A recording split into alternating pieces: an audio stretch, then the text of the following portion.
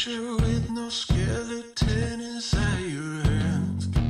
Got no home address, I come and go as you command. And it's fine with me, and it's fine. I'm a bandit that you use to keep from bleeding out. I'm the lover you don't love, but love to keep around. And it's fine with me, promise that it's fine. Maybe I'm a fool, it's not like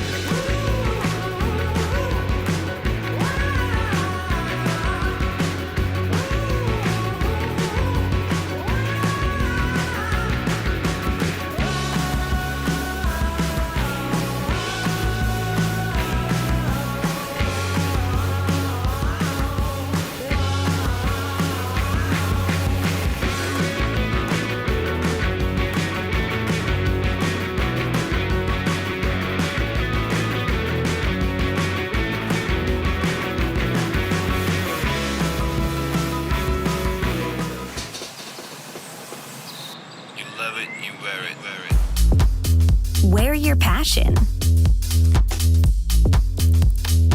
Share your passion. Wherever, whenever. Gaming is a lifestyle.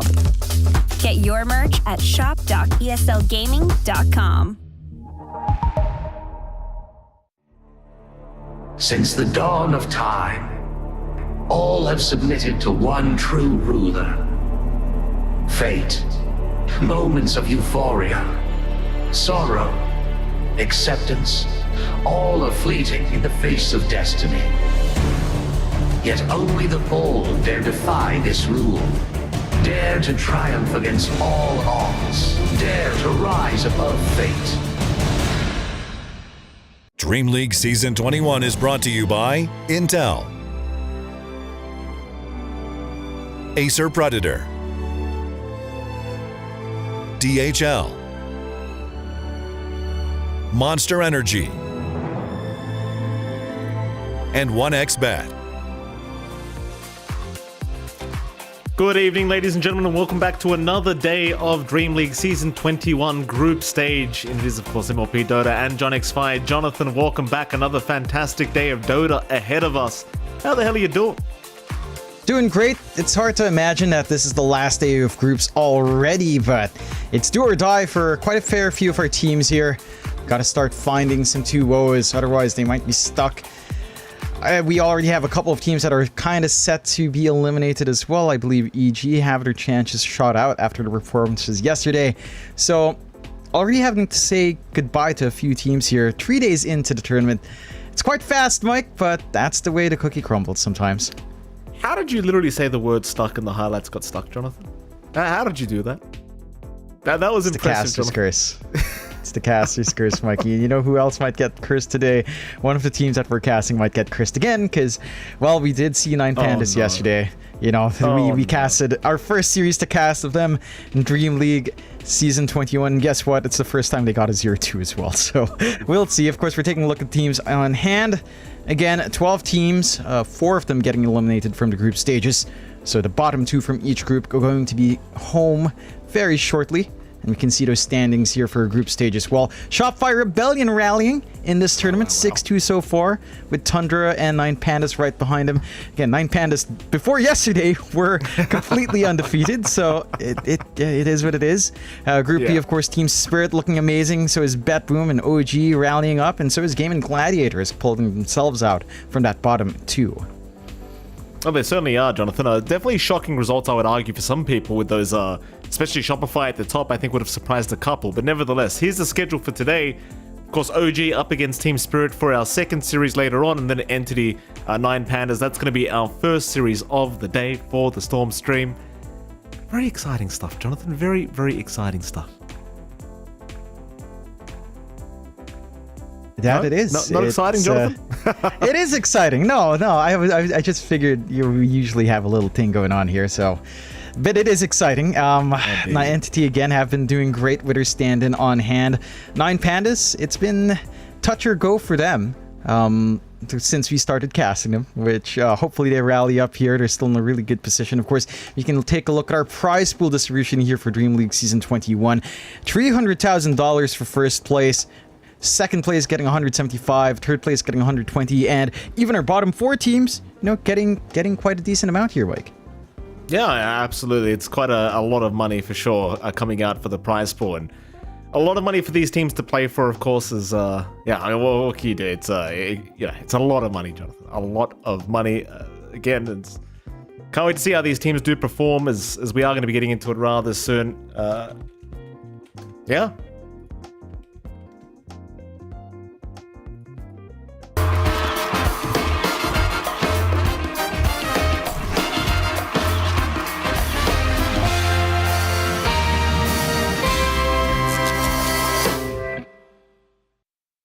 Officially the worst segue in Dota 2 history, John X5. That was me. I've done it again. I've broken another record. What can you do? I'm just that talented. But well, there you go, John. First series of the day. Entity versus 9 Pandas. You've spoken about it many, many times. You've mentioned the fact that you and I seems to be a huge curse on 9 Pandas. But John, can I just say, I mean, Entity, look, I love these boys. They're not doing the best right now. They're sitting in 4th place. They're playing for their lives to remain in Group A and get to the playoffs. 9 Pandas have to be the favorites. They have to be. Yeah, coming into this one, I think everyone's going to be looking at 9 Pandas to be on top, but you can never count a team like Entity out. I think, you know, we talked to Storm before. With ATF on hand, it brings a different prize pool, a different dynamic. And I think for Entity, we've seen some spectacular performances out from them individually. Particularly, I think Stormer has just been really consistent for the team. So it's going to be a really interesting matchup up against 9 Pandas. You know, the Pandas themselves have also been... I can't say they were touch and go, because in day 1, they looked amazing. Day 2, again, falling a little bit short, but... maybe they shake it off for this one. You know, they just let go of what happened yesterday and rally up on this matchup up against Entity.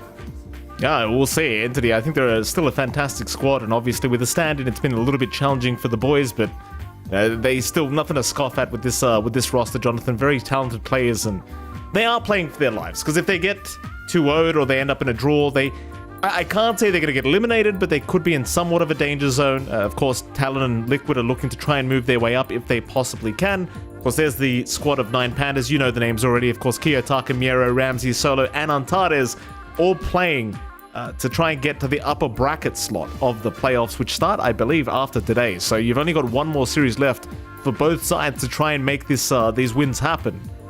And a 2-0 victory for 9 Pandas would basically guarantee them a slot, I believe, in the upper bracket. That is, of course, assuming that Tundra doesn't 2-0 Liquid, which I suppose could also very likely happen. Yeah, there's a lot of things that can happen here for the side of the Pandas. At very least, for the most part, they are in a fairly secure position. Again, I think a draw for the Pandas keeps them safe, at least in comparison to Entity Gaming, who are more than likely in a draw situation, could be the ones on the chopping block for those tiebreakers. So, again, they've done a great job. I think that day 1 really helped to cover up for maybe the misgivings of day 2 here for the side of 9 Pandas. Going into this one, we touched a little bit again on the mid matchup. I think Kiyotaka against Stormer is going to be a really fun matchup to watch out for. We've seen Kiyotaka pop off before. Maybe yesterday wasn't quite the day for it, at least in that first series, but he does have an interesting hero pool. You know, we saw him pull out the Dazzle mid, and he did find that solo kill when he was just kind of in that mid 1v1. So there's some interesting pocket picks for Kiyotaka. Of course, there's stuff like his Invoker, which tends to be banned out. I suppose in the deep pockets of those heroes, there's something like the Tinker as well, although I'm not sure how viable that is with the meta. So I'd say the mid is the most explosive one, because you're always going to get almost the same first bans, right? Gyrocopter, to an extent, Shaker, Doom, Brewmaster should be a priority as well, as we've seen what happens when you let Brewmaster through. So I think that leaves the mid pool to be one of the places where it can get a little bit experimental, you know, like the mid shakers, Problem Beast if it's allowed through, Earth Spirit mid still really popular. Stuff like the Quap's been popping back up, so it should be fun. Yeah. Maybe not Earth Spirit mid based on yesterday's performance that we saw, Jonathan. As a Earth Spirit enjoying myself, I felt the suffering Kiyotaka was having. Jonathan, I mean, you saw that level 10 talent nerf that Valve decided to make the old Ice Frog. You know, he can't just have my boy be strong for one patch without completely destroying him afterwards, and that's exactly what happened. I don't blame Kiyotaka for that performance. I blame the nerfs, because that's what happened, Jonathan. He got nerfed, and the hero feels like garbage again. Still, we'll see how they do. Entity versus 9 Pandas will be coming up rather soon. Jonathan, you were mentioning to me in the back end as well. I was making fun of the shirt you were wearing. I said you look like a Persian rug today. You said to me it's a Filipino cultural thing. Well, what is it, Jonathan? Explain it to me. It's a Southeast Asian kind of design. I think in the Indonesian term is like batik. So this is just like... I don't know. I'm pretty sure there's an interpretation to these patterns. They never taught us at school. So I wouldn't know what to say. I just know it's very Southeast Asian, Mike. It's a Southeast Asian kind of pattern. It looks like the stuff you'd find in a barong. It does look nice. Thank you, Mike. You're rocking the usual florally pattern as per always, you know. You're trying so hard to compliment me for once, but you just can't do it, can you? I don't know what to say, because I've seen this shirt many times throughout the years, Mike. I can't say it's a new shirt. I can say it looks good. That's about it. Like, what do you want to say? Oh, that's a nice new shirt I've seen you wear. It's been new for 5 years, Mike. 5 years new. Outstanding stuff. looks great, though. Don't expose me like that on stream, Jonathan, alright? Leave my shirts alone. Don't make me bring out the jumper you always make fun of that I always wear, alright? It's a good jump. Anyway, we'll be getting into it soon. We will be getting into it very, very soon. I believe we're a couple minutes away from starting the draft. We've already talked about both these teams. Entity are the underdogs going into this, but they are playing for their position in the playoffs.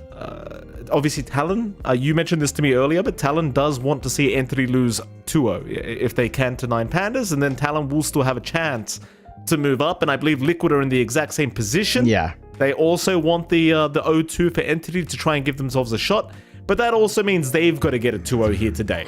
Both of those sides, in fact.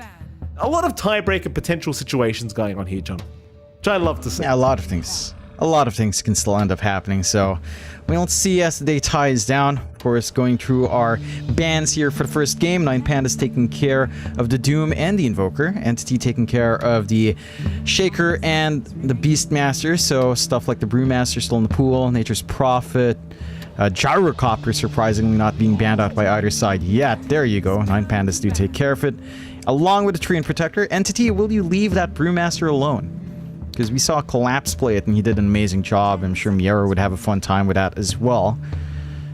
Not sure if you really want to tempt fate, because it feels like when you have the Brewmaster, you go with line pickup or any support that can play with that slow and burn. It starts to feel really oppressive for your safe lane here for Entity, so I'm curious to see what the priority will be. Again, normally it's like a Brewmaster in this phase, but who knows? We'll see. One more ban to go before we can see those opening picks. Entity very focused in on these more broken heroes. Yeah, the Earthshaker, the Beastmaster, and there's the TA also being removed here from Entity's end. First pick, what do you want? They want the Pango. Well, of course they do. This hero just won't disappear from the meta. It's impossible. He's always going to be here. Yeah, it's still there, and, well, and that should just be your mid for Stormer. He does a great job on it. Clearing out the TA does clear out its one matchup. 9 Pandas go into an early Storm Spirit. So the Storm versus Pango lane comes out already. And that's a lane matchup that, you know, Pango still kind of sneaks away a win, but Storms can work that lane. Especially by, say, level 3, level 4. Level 3 with a 1-1-1. That's when you can usually apply that double harass with Overload. If not, just get a little bit more with your Static Remnant, of course. So I don't mind this too much. I think this does mean that the Pandas... The mana sustain strat with Storm just doesn't feel amazing. You know, Pugna's kind of dead. Line still somewhat viable, but I'm surprised the Storm is prioritized over something like that Brewmaster, over something like, say, the Bloodseeker for Ramses if they wanted to prioritize that, although first phase Blood is maybe a little bit dicey. But yeah, just feeling confident with this matchup for Kiyotaka, which, again, I think is fair. We haven't seen too much Storm nowadays, but it hasn't changed too much in this matchup at the least. Certainly has not. I wonder though what they pair for the Storm, right? Because do you want that mana battery? Like, do you want a Keeper of the Light? Do you want like a Lion behind him? Like, do you want something like that here, John? Or is it going to be just, you know, purely based off the lane matchup that they want the Storm Spirit? I think it's just lane matchup. I don't know if you're still going to go all in with a mana battery. Again, Pugna as a mana battery is kind of dead. Kotl is alright, but it was never like the ideal with Storm. It felt more like something that you'd enjoy with the Ember, although a Storm Kotl is a combination you see every now and again. I think the line is still a fairly niche pick, depending on what entity will gun for, if there's a need for that Hex. And they will just prioritize the Grimstroke. So we've seen the Grimstroke resurge as well. Like, this hero just feels really annoying to deal with. You've got double pull that can come out with the Soulbind, and we've seen the effects of maybe tying that in with, say, the Bat Rider. If that is one way 9 Pandas want to lean towards, the double lasso has been devastating, and just the changes to the Inkswell does make it a lot easier to execute on. You're not tied into just waiting for this awkward timing, so you can play a bit more consistently with that hero on support. Absolutely. Grimstroke has proven to be quite potent as of late, based off the Inkswell changes, and obviously with the popularity of Pango in the meta, Grimstroke's always going to be one of those supports that does pretty well against the heroes. Well, Entity with their second pick now, they'll have a bit of a deeper think. Got to shout out the Grimstroke we saw yesterday from Evil Geniuses, even though they have been knocked out now of the of DreamLeague Season 21, but we saw some fantastic double lassos coming out from Whisper yesterday thanks to their Grimstroke play. See, it still didn't work out, but You know, you kind of saw one of the huge strengths of this support. And you did. As a bit of a side note, it is the birthday of good old Fishman right now, so happy birthday to Fishman. Playing Happy some Dota birthday, on his Fishman. birthday. We're not going to sing you the song, but happy birthday, sir. Maybe we'll get him for an interview, Jonathan. Maybe we'll have a chat with the boy if he does win. Perhaps. They do manage to pick up the Razor of Amar for offlane, along with the Tusk, so you've got a really stable combination on the offlane already. We've seen what Amar can do with a Razor. The Shard of Razor just feels atrocious to play into that damn thing. You know, you're constantly being pulled in. One of the more annoying spells in the game right now. Pandas will just go into the Warlock. So that theory crafting we talked about with the Grimstroke last time still stands. You've got somewhat of a combination for Warlock, Grim, Soulbind, and double Fatal Bonds if you manage to land the angle. Does feel pretty damn good. You've got the Upheaval slow to play with. The one thing you do lack for the 9 Pandas is something like hard hold. You know, just a straight jump in outside of the storm from the supports isn't going to be there. So there's a lot of pressure here on Kiyotaka to take care of the back line. And I suppose the one thing you get with Warlock here is in the lane up against Razor. Razor wants to try to chase around and kite you around with a static link in lane. Yeah. Or even with the Plasma Field. Upheaval will kind of ruin your positioning there. So there is one thing to play here for Ramses in that lane. No, absolutely. I think as well, like just out of laning sage, like you get double Soulbind with double Fatal Bonds. Holy crap, that is... double Fatal Bonds, that's... it does not feel very good. That does not feel very good whatsoever. So we do have now the Primal Beast coming out, which is another hero that seems to enjoy being with the Grimstroke, because obviously Inkswell's very good with the Primal Beast. Soulbind's very good to get double tramples off. Pulverize, obviously very, very good. It's just a lot of damage already from 9 Pandas. I really like the way this draft's gone from their end of things, and you know, you can just see exactly what they want. You know, you go for the Soulbind, you do go for the double Fatal Bonds, you Onslaught in, and it's just all sorts of chaos. People just blow up. Yeah, so it's a lot of output. I like the response from Entity into that Sven. So you've got a really stable safe lane coming out, a lot of good flash farm. Laning into Primal Beast is not the worst thing in the world for the Sven. He does have his own stun. So if the Trample or Onslaught is being charged up, you have a fairly stable way of just bailing yourself out there. So it shouldn't be too rough of a lane into the Primal Beast.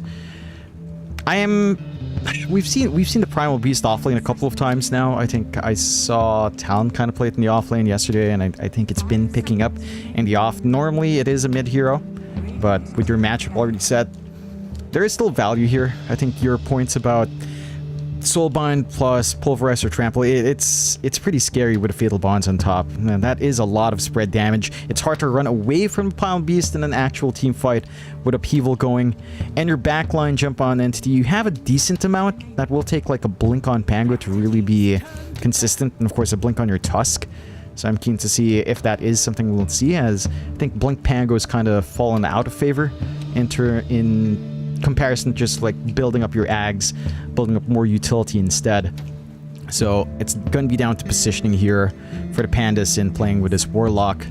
Last few bans reserved for supports for 9 Pandas, taking care of the Silencer and the Shadow Demon, so removing any additional saves. Entity focusing in on the Ramses heroes, of course. What's left? I mean, there's something like the Alchemist. I don't think the matchup works out too well. They will ban out the Face's Void. Not much that really deals with Sven. I don't think you want to go like a Lifestealer Rider into a Razor lane, so I'm wondering what the options are for the Pandas. And for Entity, a support with your Sven, you could probably go for anything. It's quite open. You don't really mind too much. They will go for the Disruptor to give themselves some team fight, and it's tying up pretty nicely. I like what Entity has on hand. There's some good AoE hold.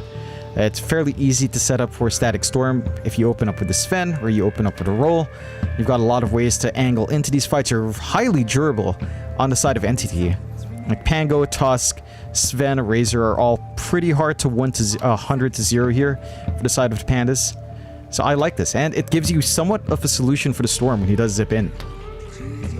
A nice TB pick coming out though from 9 Pandas. Pretty nice here to have against the Sven. Obviously ATF might have something to say about it, but I think Rams is going to be feeling very confident here with his own draft and his team. I don't know, John, you have both drafts in front of you now. both completed. I'm personally leaning towards 9 Pandas, not based on teams, just based on drafts purely. I think the combinations they have here on 9 Pandas may just be a little bit too much to deal with for Entity, but what do you think? I think it can go either way. I wouldn't give a outright draft advantage to either side. I think Kiyotaka has to play fairly cautiously in these mid-game fights once you have level 6 up in Fishman. Like, once that static storm is in play, you are fairly reliant on literally jumping in on the Storm and Primal Beast, and Disruptor is a pretty good solution to both of those initiations. The illusion spam coming out from Ramses, not going to feel as good up against the cleave of Watson, and if you get caught off guard, again, by the Razor... if you get caught off guard by the Razor... I know I make you sleepy, Mike, but this is a game, alright? If the Razor gets his shard, it can be a little bit annoying for the Terrorblade. You were it sounded like a yawn. Oh, I know, just the way it came on Discord. You know, I'm not looking at your picture, I'm looking at the damn draft in-game, Mikey. You know, I've got things to talk about, not your face, but yeah.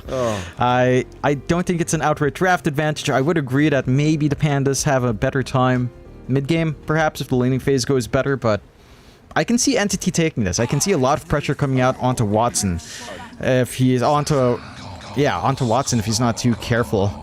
Ramses if he's not too careful into Amar's Razor. Like, this Razor it does so much work if Amar is enabled, and if he has a good start. Like, again, with the shard timing this hero gets, it's kind of ridiculous just how oppressive 100 move speed minus is.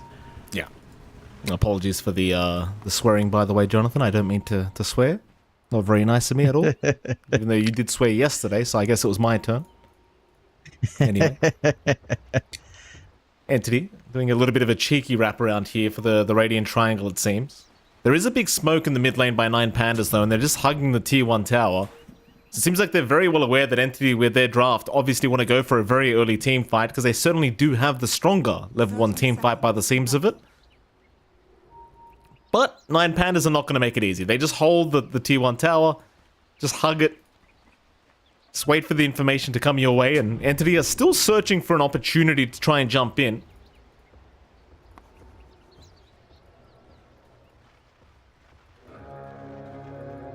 I like this emphasis out from 9 Pandas. Like, they immediately drop double wards on mid just to watch this play from Entity. So they're very well aware. There should be some sentries coming out, but you already have the preemptive sentry out from 9 Pandas as well to protect one of the wards where the ping is. Doesn't lead to too much excitement, but does set up for that all-important mid-lane matchup for Kiyotaka and Stormer. I'll see how it pans out. Like, Kiyotaka against his Pangali. Like, Stormer's played the Pango so many times. Like, this guy knows his hero like the back of his hand, but so does Kiyotaka with the Storm. You imagine it should be relatively even. We'll see if one side can gain an advantage over the other. See, Power Rune's going to be extremely important for both these heroes, and it's another thing, right? The last time we saw Stormer play Pango, he was just literally using Rolling Thunder every time to secure Power Runes. I swear the first 15 minutes of the game, we did not see one aggressive Rolling Thunder that game, so I imagine we might see a little bit more of that today. Yeah, I think it's going to have to come out. Unless your Tusk rotates, it doesn't feel like you can expect too much from your supports, and that is if you really want to remove the Tusk from the Razor lane, which is pretty damn strong, as they are trying for a play already with the tag team. They certainly are. Not going to work out this time around. Katomi and ATF both having to back their way out. It's just so hard, right? With this level 1 Fatal Bonds, it just does too much damage. It's just too much, and then it summons these damn imps. They do even more damage for some reason. It's ridiculous. It is. That, and you tie it in with a reflection. I mean, there's a lot of output here for Ramses to play with. It's not going to be the comfiest lane in the world for the Terrorblade, but your cooldowns do line up a lot better than the cooldown reliance onto Static Link. So Ramses should have himself a pretty good time. Lane control is also pretty in touch for solo. He's got a little bit of a pull, should be able to equalize the lanes, although they are feeding out double range creeps that they can't really go for the deny for. So at the least you're getting a small injection for some leveled spikes here on Entity's end. But he's getting rather aggressive here. He's trying with the tag team again and the Static Link out. They're going to try for Ramses and a nice shot to block him in. Ramses getting a little bit overconfident. Kataomi though dropping low but not low enough. They'll get him eventually. ATF might also die for this, but I think them just killing the TB is going to feel good enough As ATF, he will run his way out. Shadowwood is still ticking him down. He'll turn, though. ATF? Suppose just thought I want the reset anyway. Gives the double kill over to Solo on the Warlock, but they got the TB. I'm not sure how worth it is, but it seems worth enough here for Entity. It's not the worst thing in the world. For the side of Entity, you managed to suppress Ramses. You're showing the power of that tag team plus the blockage with the shards. So Ramses is going to, again, have to respect that. Metamorphosis is down as well with that commitment, so he's not going to be able to work the lane as easily now going forward. And the gold onto Solo, it's not amazing. I mean, an early full wand and an early boots is pretty nice for the Warlock, but it doesn't necessarily break that lane. So it's still manageable enough for Entity. Still taking a look at the other lanes, of course. Up top, you've got Miero on the Problem Beast along with Antares on that Grimstroke up against Watson and Fishman, although they're keeping that aggression down bot. Yeah, ATF and Kataomi, they're doing fantastic work against Ramses, who's trying his best to run, but oh, they've got the damage. The Blood Grenade will prove to be enough from Kataomi to finish the job off. Now, that is a secondary kill on Ramses, who now has to walk back to the lane. Walk of shame time. Yeah, and again, that's where the danger is for the 9 Pandas, right? If you don't manage to come out of these lanes running, especially for Ramses, like we've seen him have some rough lanes, and he is on the Terrorblade, so he can always dig into that jungle. But that does mean your Terrorblade's not going to be looking for those early timings, you know, the usual Dragonlance Yasha push. Not again. I guess he should have walked. He probably should have just walked. Because now, without the TP, this time is actually going to be a walk of shame.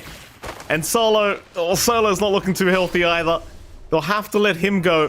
ATF was out of mana for the Plasma Field, but they got Ramses, and this time, Jonathan, his TP is on 50-second cooldown. He is definitely walking. Yeah, that's not a fun time. Has to pop the smoke to get into that lane. Stuck at level 2 on the Terrorblade. You've got your level 3 lining into level 4 now for the side of Entity. Again, we've seen Ramses have these really rough lanes on his Illusion heroes. He tends to farm up a Storm, but you're not going to see this Terrorblade join in at all. Not even for an early shove with a Metamorphosis at max level, let's say. He will have to just AFK farm, and if Entity keep that pressure up, you know, this Sven will outfarm. They're going on Solo now. Another great shot from Kataomi. He's just so on point every time, but now with the TP rotation from Alantares, Kataomi might just get punished, and he will. Ramses will claim his life on the TB. But I'll tell you what, like, just the threat of this Razor Tusk is a bit too much, I think, and you can't always rely on Antares to rotate. You know, it's either he stays around or chances are they're going to rush in for a Static Link and Shards combo again. So, Fishman and Antares kind of meet each other at the Twin Gates, like, what are you doing here? Antares, he'll make his run out. He'll be okay. I think. I mean, he does have a level 2 glimpse up. So maybe not. Antares forced to fight now. Watson gonna make his move in. Nice glimpse back here by Fishman. And Antares for the Roshan. Roshan stunned up. Not attacking the Grimstroke. He's down. Watson gets it. Yeah, that's a great laning start for Entity. Finding all the punishment across every lane. Trying to take the gate through. Gets punished for it. Good read coming out from Entity to know that the support is just on its way back. Yeah, Taka one creep away from level 6. So Stormstormer does try to go for something, but maybe just a power rune again. Just back his way out. Doesn't really dive deep for this one. Meanwhile, bottom lane, Solo's going for a bit of a fight, but Kiyotaka in the meantime does pick up an Arcane Rune. So now Stormstormer is in big trouble. As the hands come out, Kiyotaka waves him goodbye. Meanwhile, bottom, Solo's down as well. But now ATF in danger. Here comes Antares, but they're going to try and go for the fight. Ramses will intervene to boot with the reflection. ATF will go down. Kataomi still trying for Antares. Might be able to get some form of a trade, but it's... Oh, the creeps! He's blocked! He is blocked! Oh. Yikes! What happened to a good old 1v1? Oh, that's nasty. That's not a creep black that just usually happens. That's a terrible feeling for Entity, but overall, I think you're still pretty happy. That loss of Stormstormer mid is concerning, but you are, again, applying some decent pressure onto Ramses. You are starting to bleed some of that gold back, but Ramses is still going to have to sit back. He's going for the Midas play. He knows he needs to accelerate a little bit faster. They have managed to equalize the state of the game at the very least with these kills. You know, you're not getting as much as you'd want for Watson either. In terms of net worth at the very least, Ramses is actually sneaking by with a bit of an advantage. So that is something to kind of stem the tides of Entity trying to play this hyper-aggressive game.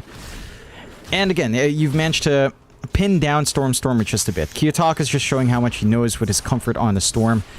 Stormer, we've seen him on this Pango when he's behind, right? Like, we know he's just going to try to build up into his arcs, into Diffusal. But again, that might be time that you're buying that's just going to be punished by the Pandas. They're just naturally shoving in mid. Kiyotaka knows they lack control. The top lane, they are making the jump in on Fishman, but he got a glimpse away. Solo's going to die for this by the looks of it. Miero, unable to help, is mid lane now. Antares does go down. Get another support here thanks to Stormer. They'll argue over some 8-minute power runes now. It's going to be top. Kiyotaka gets lucky again. Nice little haste rune for him this time. Yeah. It's a little bit of a shame for Stormer. I feel like he does need these runes to be aggressive. Kataomi? Yeah, he's just getting a D-ward off, but it's going to cost his own life as Antares does take that one. At least he got the D-ward before he went down, I believe, so happy days in terms of that, but does cost his own life. And for now, like, you might be having pretty good lanes as Entity, but I think the one concern is Kiyotaka on his Storm is having a very good time himself. That he is. And again, despite that slowdown on Ramses, I mean, he's got the Midas up, he's got the jungle to go into. You're not really able to mount an offensive into that jungle, and you're not really committing onto these objectives just yet from Entity to get that space out to slow down Ramses. So this still plays into the 9 Pandas playbook, where, yeah, we might have a rougher laning start. Ramses is just going to sit back and farm for at least 15 to 20 minutes, and if he's not contested, you're still going to have a good timing to reach here. I think it's on Entity to kind of play fast. You kind of want to just get running with this Razor. Amara is saving up for the BKB. You are getting decent space out once more for Watson, but he's not really building up that much of a lead. I don't think they've had the time to really stack up too much as well for that Sven. So you're not going to be able to just completely eclipse this Terrorblade farm, or at least get a major item advantage over him early on. Mid lane Antares. I mean, there's rotations incoming. They're going to try and help out. In fact, now the Static Storm drop, but Kiyotaka does avoid it completely. Fishman is gone. Kataomi, he'll be the next target. Stormer getting sudden mid-rolling thunder as well, apparently, as Kataomi is just as good as dead. I always forget that little pulverized stun does go through debuff immunity. It's not just targeting golden as... drop, Stormer. Well, this guy cannot get a power rune. It goes top again. Onslaught out. Perfect from Miero, and Stormer's just down. ATF, he's going to try and rush towards the other side. But guess what? There's a double damage rune waiting for the Storm if he wants it. It seems like Kiyotaka's reset back towards the fountain. ATF's going to try and go for it as Solo rushes towards it as well. Miero, he'll go for the Pulverize. ATF does eventually pick up the DD. No, he doesn't. He leaves it. Instead back towards Miero, but Miero's actually out of there. Now it's on to Solo on the Warlock, but the small movement speed is going to allow him to run for a little bit, but not for long. Even Watson came in. They left the DD rune for Watson that whole time. That works out. Some nice kills coming out for the side of NT. Not the biggest ones in the world. The 2 supports with a mass movement mid. And again, just look at the comparison here. Watson's forced to show up, try to make something happen with a God Strength, whereas Ramses is still farming up a Storm. Mind you, he is starting to pull ahead. These kills do pile up. They do find the objective they need, so they can start setting up for these aggressive wards on Entity and start to shrink that jungle down. And that's where the issues will lie for the Pandas, if they can't hold on to that aggression that Entity's looking to pump out now. I mean, with a Static Storm in hand, sure, the first usage wasn't ideal, but now that's something Kiyotaka has to always be cautious about, because one big silence on top of even just the Storm, it's more than enough. It's only really the Storm that you can't fully control in the middle of these engagements here.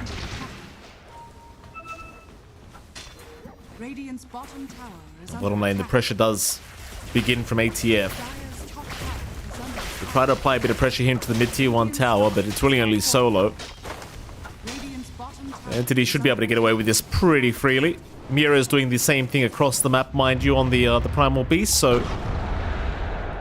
Tier 1 towers just being exchanged, but Entity, they're actually going to smoke up and go through the twin gates. Heading back towards their own Tier 1 tower, they're going to have a look around for Miero. They should have him. He'll show underneath the tier 1 tower. Smoke's still not broken, but they're actually avoiding him. Kiyotaka perhaps is the target they want, and they've got him. A perfect static storm. The patience from Entity to find the right target. And Kiyotaka, no, he's not dead. Oh, the glimpse, but it's still not enough. Kiyotaka! How? Huh? Antares? He's gonna die for this happily, mind you. How does their storm get out of that? That was so on edge. He managed to zip away the glimpse back. Not enough damage would just... It's a maxed out glimpse. I thought that would have been enough. Did he dodge the damage tick by just... He dodged the damage. He was still pulled back, yeah. But he dodged the damage with ball lightning. That is so strange. I thought it was like an instantaneous apply, but there you go. Manages to bail out and waste a lot of time from the side of NTT. Again, that's a full commitment coming out from them to try to find that kill. It's time and space for Ramses to farm. A little bit of space for Kiyotaka on his return. And he did eat up some of that jungle when they were coming into him. Mid lane. Now. Like to jump in onto the task. Kataomi is just getting deleted. Snowball though. Onto the creep wave. He's going to drag him back. Zip.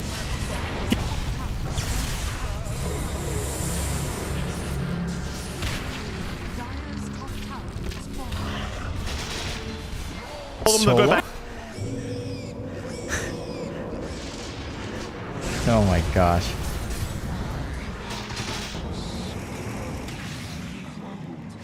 Yep. Looking for the roll in. Out of mana on Kiyotaka, so you can't re-engage. Just to get the stun out onto Antares, another support going down. You have to appreciate that little ballsy play coming out from our Warlocks. They do manage to find Amar while that action breaks out. A nice movement out from Miero and Ramses to isolate that lonely Razor. 12 to 13, Entity 1k up. And Entity, I mean, they're really focusing in on what 9 Pandas are trying to do. They're getting this decent response out to the movement. I do love that Kiyotaka is going for this kind of aggressive play. It's not quite the norm for the Storm to kind of do it. You know, especially without the mana sustain that you normally see with a Storm, but Kiyotaka's just weaving in and out. It feels like there's no downtime for the Storm, really. And that is somewhat of a point of concern, but not really. I mean, Stormer's not too far ahead, about 300 gold. Does have the Diffusal ready to go on the Pango, and that's where things can get a little bit dicier for that Storm. Just a man burn in the middle of these engagements without a battery. It's going to feel a lot more restrictive for Kiyotaka if they don't manage to pin down that Pangolier. Still, you've got the Blink ready to go on Watson, so that should help him out in kind of joining his team, getting some good positions out to get a big usage out from that Stormhammer, and they're going to smoke up to kind of reveal that item. See what they find. Swing down bot here. Kiyotaka could be the target again, but this guy's just too damn slippery. They've got vision. Solo would not be the ideal. They're going to get dewarded as well. Still dipping down onto the lower lane. Kiyotaka? Surely he dies this time. Hey, they got the stun. They got the static storm. He's gone. No escapes for the Storm this time around. And it takes a lot of committal, but you know, it pays off. That's the blink reveal of Watson. That is still space coming through, but you slow down the Storm. You stop this timing on the Kai Sanj, and you break off elsewhere as well. Trying to force something out. Stormer on the chase, but does not fully commit to roll onto the high ground. So, 1-0, 1k lead coming out from Entity. Again, I like what they see in this game right now. Oh, and hello, I do believe... I'm back. Hello. Thank you for solo casting for a moment there, John. We appreciate it. Very, very good play-by-play as always. I'm back to reclaim my job. Oh, thank God. The viewers had it on me. Don't you worry, Mike. No one knows the difference. They always did, John. They always did. Kiyotaka. I saw them take the Storm down earlier on. It's so much emphasis on shutting down the Storm this game from Entity, which you can agree with because you know how great this guy is when it comes to Storm. So much being applied to him, though, just kind of means you're forgetting about everyone else, right? Like, it just feels rough in a 5v5. You have to commit the Static Storm just on Kiyotaka and just hold him down long enough to take him out, while ignoring Ramses, for example, and Miero. Yeah, but that's the issue with this draft from Entity, and that's where the Storm shines, right? Your hard lockdown for Storm is basically Static Storm. You know, that is it. That's your longest duration stun. That's your big AoE control to stop that storm, to deny an area for him to play in. And look at the confidence of Kiyotaka, just still playing in that top jungle. They've got the D-wards. They don't really have the best of vision right now on Entity. They've been completely D-warded by Solo. Like, he's just finding all of these right spots to drop the sentries and cut off the information flow for Entity. And for Nine Pandas, again, as you mentioned, with all that attempts on Kiyotaka, Ramses has been scaling up quite nicely on this Terrorblade with the Midas. Scotty not too far off. He's number 2 in net worth, only about 600 behind the Sven, which doesn't feel great for the Sven, considering how well this hero can flash farm. Spent a lot of time joining these rotations in. We'll have the BKB at the least on the Sven, so that is something that will feel pretty impactful for the side of Entity in forcing these fights out. Full Kaya Sanj up for Kiyotaka though, so again, locking him in is going to be tougher. Ramses, he gets caught. Fishman setting up here for Stormstorm to move in. Ramses still dropping, maybe saved for a moment, but no. Stormstormer still grabs it. They will punish, they will take down both Stormstormer and Fishman, but it does cost them a TB. Yeah, it's pretty big punishment coming out from Entity. It forces the full response out from the side of Nine Pandas, forces out the Chaotic Offering as well, so you don't have to worry about that in the follow-up fight for Entity if they will look for it. This is space going out now for Watson and of course for Amar. You know, he's got the full BKB on the Razor, he's going for a Lincoln's, going into a refresh, would probably want that shard as well, just have an easier chase down, but doesn't feel necessary just yet.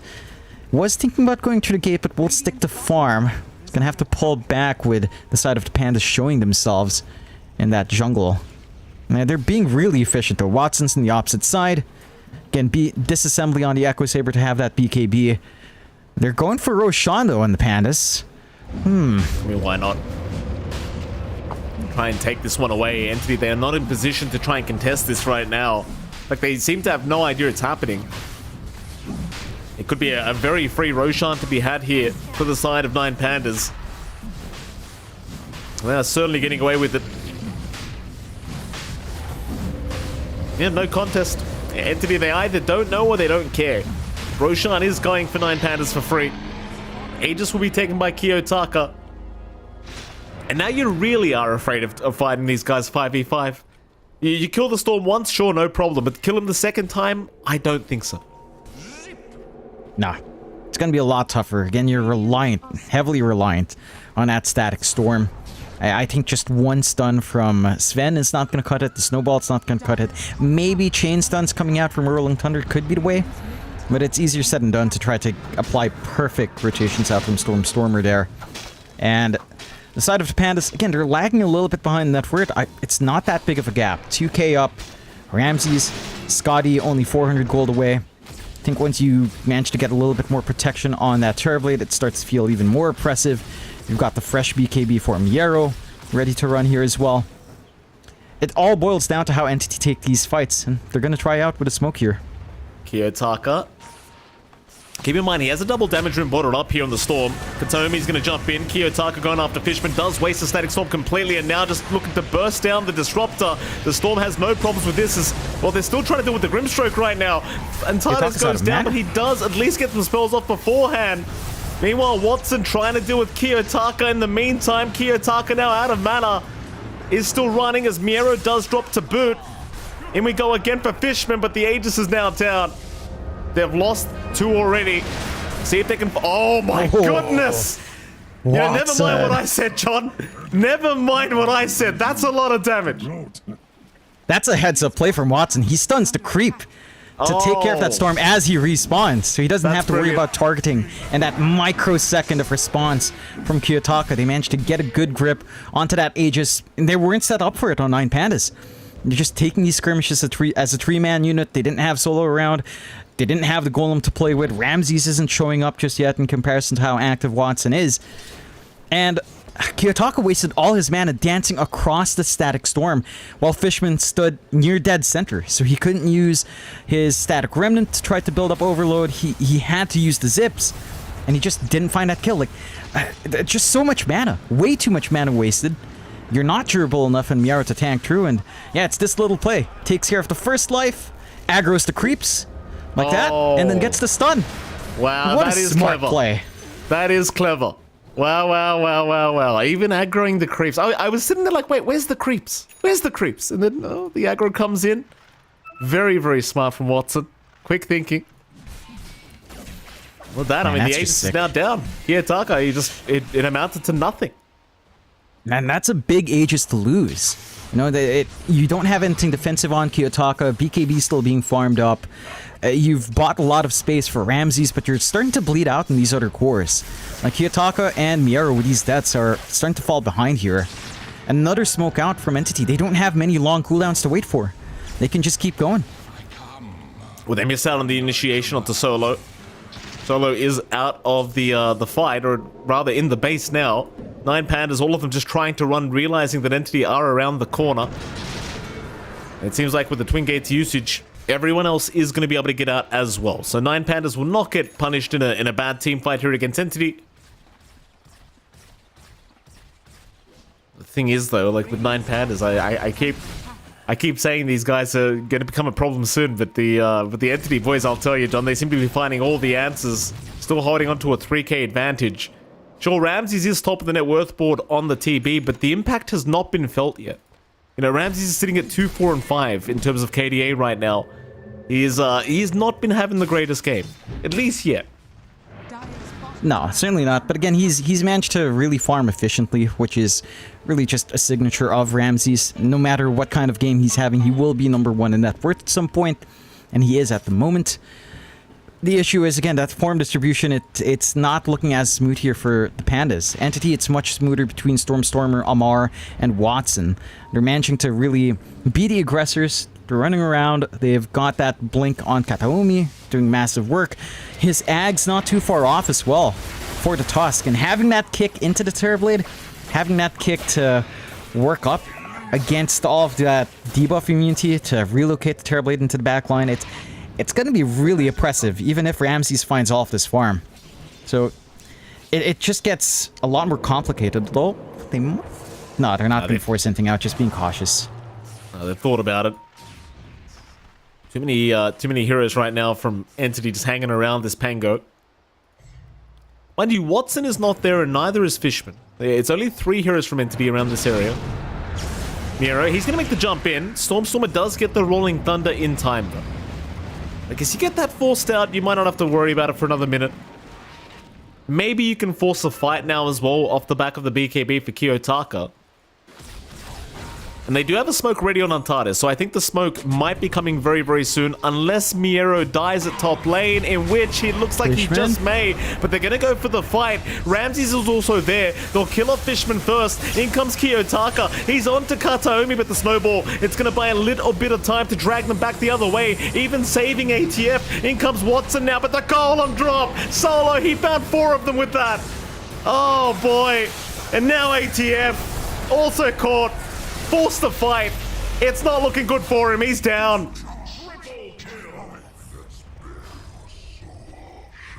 Oh, that positioning from Entity was not clean this time.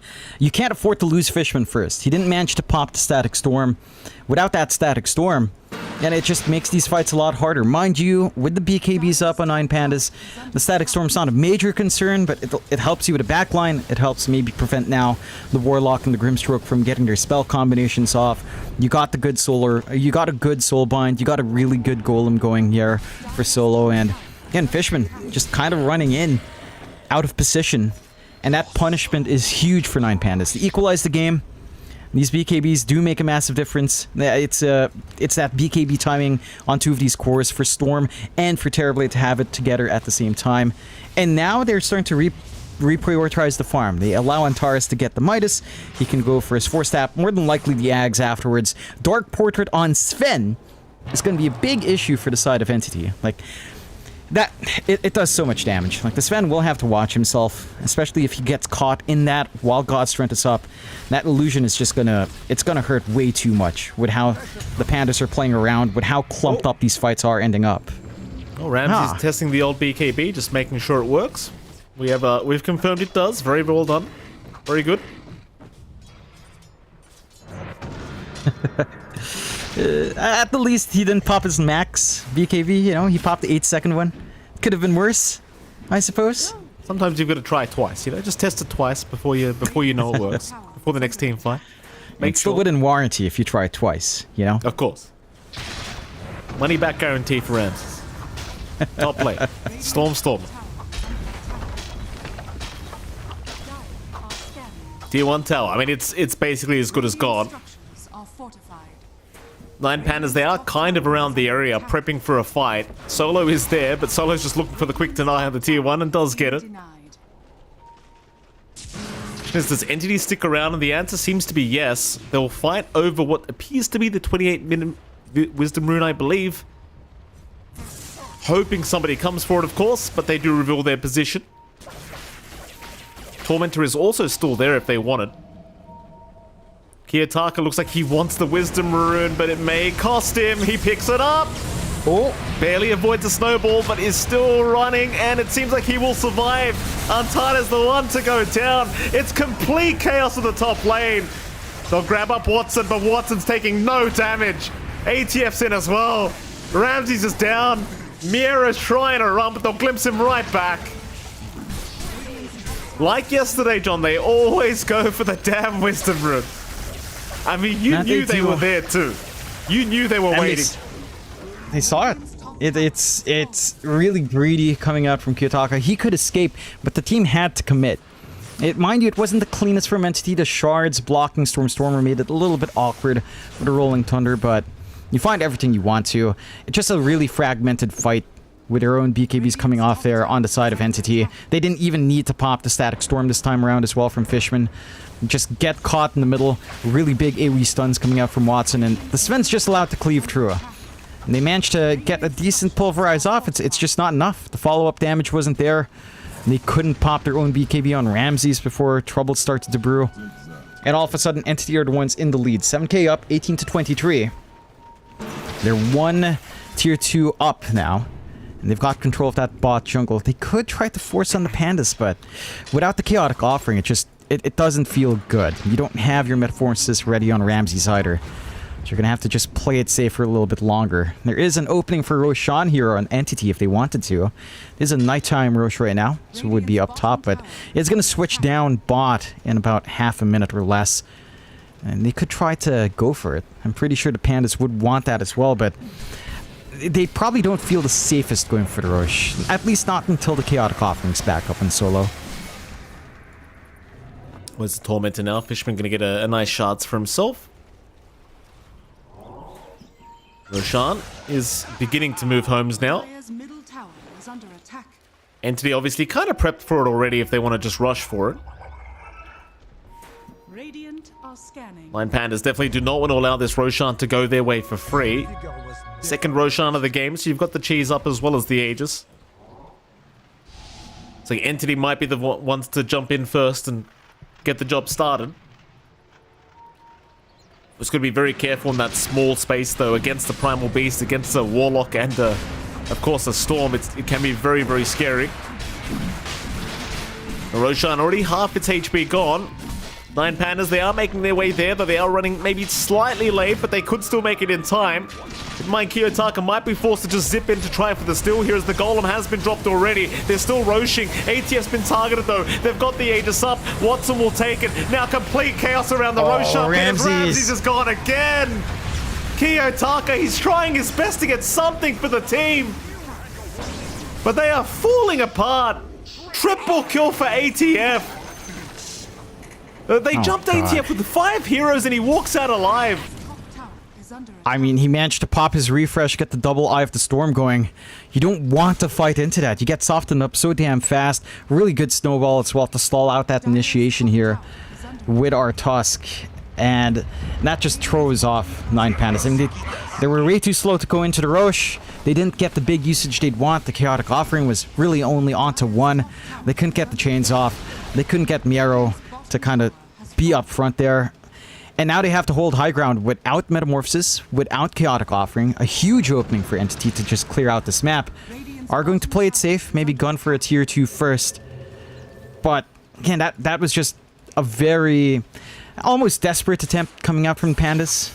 And Roche just falls so damn fast when when you've got Sven, like Watson held off to the last second to pop that God Strand. Once he saw 9 Pandas, that's when he decided to pop it, clear it out, and look for the follow-up fight. It's very dire straits here for 9 Pandas, I think, here, Jonathan. I mean, it's not looking good at all this game. Ramsey's KDA, by the way, 666 is the KDA he has right now, which is rather ironic for Ramses. Beautiful. But you love to see it. We love the memes, Ramses. Thank you so much for that. Oh, God. It's such a tough game for this Terrorblade. That's why they call him Ramses 666, John. We know the lore now. Very, very good. Yep. It's his ideal KDA. That's how you know Ramses is unlocking his full potential here.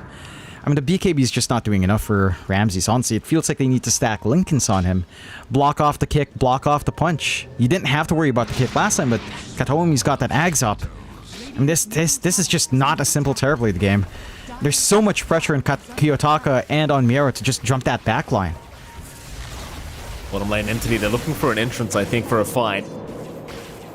T2 mid tower is going to go down. Aegis is still up on Watson. They found Ramses, but Pulverize is out. Miero's going to save Watson. He'll make his walk up, and now the kickback onto Solo, finding the Warlock. He can't get anything off in time. Solo is down, but he'll buy back. Miero looking to keep going, but they have not got the initiation. And now Watson with the double stun, almost fighting Ramses again, forcing the BKB out. Oh, goodness. Now you're fighting without a BKB on Ramses. I don't know if this is really a great fight for them to force, but they have actually smoked up as 5. They've still got the Metamorphosis available in the TB, so they could go for it. In the end, it seems like Entity will be the ones to back off anyways. They have run out of God Strength, so no need to force an ugly fight. The ATF might give them an opportunity. ATF, he'll get side device up by Kiyotaka. Snowball will buy a bit of time as ATF now going to turn like the Giga Chat he is. He's going to try. Kiyotaka, you're getting dangerously low, but no, he's okay now. Ramses? Watson's into the middle, but this is looking rather ugly, this team fight for Entity that is as Watson. He is down. Meanwhile, ATF though, he's got Miero down. Watson still 10 seconds away from God Strength. Now the Soulbind, it'll hold them both down. Stormer still rolling around, but he's right on the spot. Kiyotaka still alive, does avoid the swash, avoids the shield crash. Stormer still desperately trying to find the Storm, but it's not enough.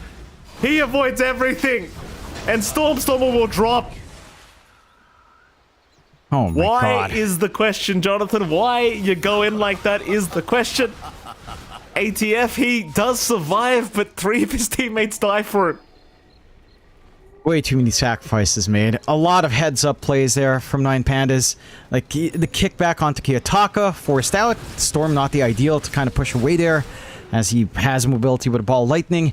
The Soul Bind at the last second to save Kiyotaka. He was just stuck in that tree line. He had no mana to zip away. That well-timed Soul Bind coming out there from Antares, just giving him that spacing, allowing him to get another use of the Vortex before zipping off, and just kind of stalling out. A lot of plays as well with the Force Stabs. I believe Kiyotaka was forced away a couple of times just to save. Misaligning the Swash coming through there from Stormer. That was a fight of margins. Very small margins, and 9 Pandas finds all of those working out in their favor. Again, it's down to spell usage, I think, that last fight. They couldn't punch or kick the Terrorblade away, and they had to focus on the Storm. The Hex from Kiyotaka allowing them some really strong setup to open up these fights now. Miero, jump in, Kataomi, he's got the kickback. Miero, though, he's got the backup by Kiyotaka, so they might just find the Tusker, and they will, but now the Static Storm had to drop still. Kiyotaka is out of it, and will be able to just walk away. In goes Watson now, looking for the Primal Beast, and that's just so much damage. They'll get Antares instead. Miero barely getting himself out of this. They did pop the God Strength, so they want to keep going for a fight, but nobody's really left behind. Everyone has left the building from 9 Pandas.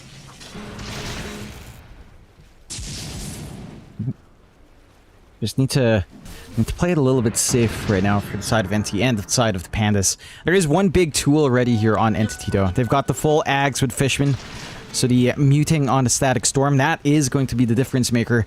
Kiyotaka's always got to preemptively pop his BKB. Same thing goes with Miero and Ramses in the middle of these fights. We can't afford to hold it till the last second. And we'll see if Entity can make use of those tools. Some decent punishment. Again, not the biggest kill in the world. Does widen their lead up to 10k. But this is anyone's game at this point, Mike. 37 minutes in. An 8k lead. It's still sizable, but that's really down to probably just this difference with Miero and everyone else. Just kind of suffering on the Primal Beast just a bit. But it's not like this hero needs too much farm anyway. Miero can still get the job done with very little in his way. So, I mean, yeah, you're still happy here. He's got the shards now up, John. The rock throw is available from Miero. This is the game-changing shard, of course, that we all know of. This rock throw is just too broken. I mean, a lot of teams actually they time themselves really well with a rock throw. Like you can see a vortex into a rock throw. You know, even just small stack stuns like that can feel massive. Entity though smoking up here. Yeah, 5-man smoke around the Radiant Triangle. Solo's going to be the one to break the smoke onto Stormstormer, but he does force Staff away. Still Kata Omi. He gets sight the Vice, the Golem drop. Watson, though. Watson's in the back. He does get the Warlock, and now Miero's going to be targeted. They can't deal with the Sven. He does still jump away, though, but the 4-star forward. Watson really wants the Primal Beast. Meanwhile, Ramsey's being chased by ATF. He is down again. No buybacks. They just cannot survive this Razor. They can't survive the Sven. And like, I don't think they can survive the game any longer. Like, you can't do with the offlane Razor, let alone the Sven here, John. I don't see what the point is. I mean, that was just really good patience out from Entity. They forced that fight still. There was vision there from 9 Pandas to see that smoke break, and the Pandas don't fully retreat. They force that fight in. They don't show respect for that mobility. They don't show respect for the refresh on Amar. And they did manage to get caught out in that static storm. Like, Miero couldn't pop the BKB earlier enough, so he couldn't get the pulverize off for the control in the middle of the fights, which was one changing factor in that engagement. You did manage to get your preemptive BKBs off on Kiyotaka and on Ramses. It's just not enough. You actually need that Primal Beast with a hold on the pulverize to find these openings. High ground gets opened up. Respawn's not too far off, but that's at least a set of racks going down here without these buybacks, and a huge advantage opening up for Entity. And the build-up of Amar, like just going for the refresh, having the Satanic, having his shard up. Like that pullback meant that Ramses had nowhere to go. You just can't do anything. The thing is, well, you can't fight him because ATF, at least earlier, he was just going full armor build up. He had like 50 armor without Warcry. So he's just taking no damage from Ramses. He could just tank all this damage without any problems. With the Warcry active, it's a lot more than that, let me tell you. It's the classic double Wraith bans earlier on were making it so he could just run in without being afraid of anything. Yeah, and he's just basically going for a right click now. Going for his own butterfly up. It's going to need an MKB in response here for Ramsey, but he wants his own butterfly as well. 2 racks is down. The Pandas, I mean, for them, they have to execute this team fight perfectly. Some of that pressure will be alleviated once Kiyotaka does have his Ags up, but that's still a ways off here, and that's going to leave him without buyback. ATF got a free cheese.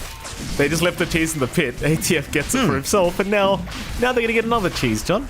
More importantly, they've got an Axe Blessing and an Aegis to take. Are we going to see Superman make his appearance? I don't know if it's fully necessary. I think the more winning play would probably be on Amar, honestly. Just have that free Eye of the Storm. With a refresh, with all of those hits, the minus armor stacks up rapidly. And yeah, they'll go with Amar. It's so high impact in the Razor. It just allows you to also just go for the end play with the damage onto the building, so I can't fault them for that. One fight is all it'll take for Entity. One pickoff would probably end this game if 9 Pandas aren't careful. This next team fight's gonna hurt a lot. I mean, 2 targets with that Eye of the Storm, just so much minus armor being provided by ATF, and just the damage output obviously pretty insane. And 9 Pandas not out of the game yet. Only 1 Rax is left standing for him though, so they're in dire straits. And I mean, it's going to be very, very tough. With the Refresher Orb and Ag Static Eye of the Storm, you just can't fight this guy. You need to win. No. Somehow. I'm not sure what... Yeah, for sure. I'm not sure what saves you here on the Pandas. You've already got 4 staffs to try to save. You've got at least 1... Lotus Orb, I believe. Did I see? Not even a Lotus Orb. You at least have... Yeah, no, a Lotus Orb on solo, but I think the ideal is really a Linken's to Toronto Ramsey somehow. But again, with all the refreshes, it's just near impossible. Here we go. Entity running right into solo again. Kiyotaka will see him as well. They will not go after the spin instead. In fact, he's the one to jump in. Watson trying to go right after the Warlock, but the Golem has been dropped at least before he does go down. Now Miero making the jump in with the Pulverize out onto one. It's not doing much though. ATF is still just rushing towards the TB. Ramses can do nothing. He had no damage left. They call it. GG, well played. I mean, what do you do? This Razor just runs at you every time without giving a crap about anything else. And you're just left with 0 damage. Yeah. And it's that matchup up against TB. Up against any physical core, really. It's just never going to have a fun time up against that Razor. And that is a very specific thing you're going to have to ban out up against Entity, up against Amar. He does manage to get his specialty and he runs with it. I think the execution coming out from Entity was pretty damn sharp. There were a couple of moments where we did see Nine Pandas look pretty damn good as well. You know, dancing in and out. Kiyotaka was playing on edge. I just feel like with this kind of draft coming out from the Pandas, there was so much pressure on Miero and on Kiyotaka to rip through the backlines first, but it was Entity always pushing that envelope. And it's relatively easier for them to kind of get a grip on it. You got the Ags on Disruptor, you had the Shard, you just chased down this Terrorblade, and no one can really save here. Yeah, it's a fantastic performance here from Game 1 from Entity. We are going to head off to a short break, of course. Right after that break, we'll be back with Game 2 between Nine Pandas and Entity. We'll see you soon. You love it, you wear it. Wear your passion. Share your passion. Wherever, whenever. Gaming is a lifestyle. Get your merch at shop.eslgaming.com. Since the dawn of time, all have submitted to one true ruler. Fate, moments of euphoria, sorrow, acceptance, all are fleeting in the face of destiny. Yet only the bold dare defy this rule. Dare to triumph against all odds. Dare to rise above fate.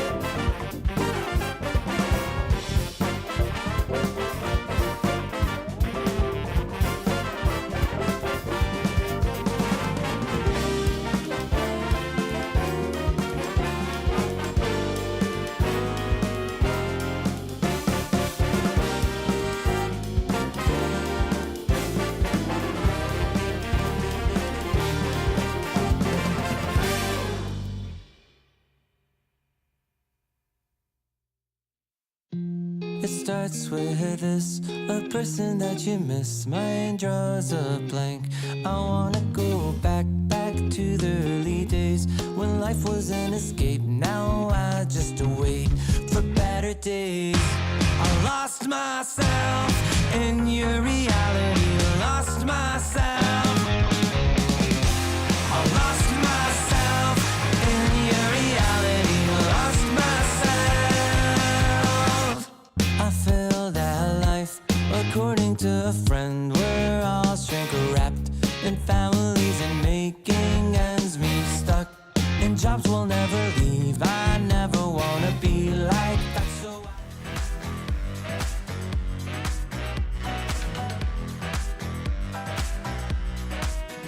Oh, hello, ladies and gentlemen. Welcome back. We are going into our second game of the day between 9Pandas and, of course, Entity. It is MLP, Dota, and John X5. John, welcome back, sir.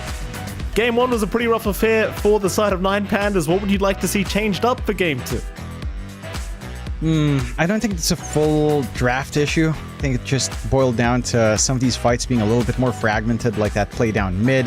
Kitaka was playing really confidently, but he had a lot of pressure to actually find some big targets with control, and in some of these fights it just didn't line up. I think this Razor pickup from Amar as well, it's something you have to respect, and you can't just pick your safe lane hard carry damage dealer just like that, knowing that Amar has the option for the Razor. It did a lot of work. His presence, I mean, it was just so hard to shove him away. You lacked really good control once the BKBs popped on, outside of like Chaotic Offering here. So there's not much you could really do to try and save your Terrorblade from that onslaught. And it scaled so damn well, that Terrorblade. It's hard to find a decent answer. I think Entity just played everything right for the most part. I think you had maybe a rougher time for Stormer mid. Kiyotaka and the Storm matchup definitely did a lot of work. But as a unit, Entity did play spectacularly well. I think 9Pandas, again, you have to ban out some of these Amar heroes, man. Even though no one else picks these heroes on the offlane, like, you have to take care of the Razor at the very least, has to go. It's hard to ban out Amar, though, isn't it? The guy just plays whatever the hell he... Like, you know, you ban out the standard offlanes, he just picks offlane Slark or some crazy thing like that. Or, you know, this offlane Razor that nobody else is picking. Like, it's very, very hard. It's very challenging to control exactly what ATF is up to, but... I mean, they're going to figure out something, because Ramses did not have a very good time in that laning stage. 3 deaths in 3 minutes was the statistic there, Jonathan, in game number 1, and obviously we had a bit of awkward walking back to the lane kind of shenanigans there for Ramses, and I mean, even without the terrible lane, I just... With all the armor they were providing themselves, you know, with ATF just building into Wraith bands and going the armor build up, when you've got a Warcried Sven on top of that, it's very tough to actually get any damage output out. And I mean, props to ATF. If you had to choose an MVP of that game number 1, it certainly felt like it was him. Game 2, I do wonder what 9Pandas are going to do to try and switch things up and give themselves a chance of a tie, because right now they are tied in second place with Tundra Esports, right? So at the very least, you want to try and force a draw and hope Tundra does the exact same thing, so you could get a bit of a tiebreaker going for yourselves. Otherwise, you might end up in the lower side of things when it comes to playoffs. Yeah, and that's always a less safe spot, of course. I think the Pandas have been so close to going far in a lot of these international tournaments, so I think just giving themselves a better foot to play with would be massive for them.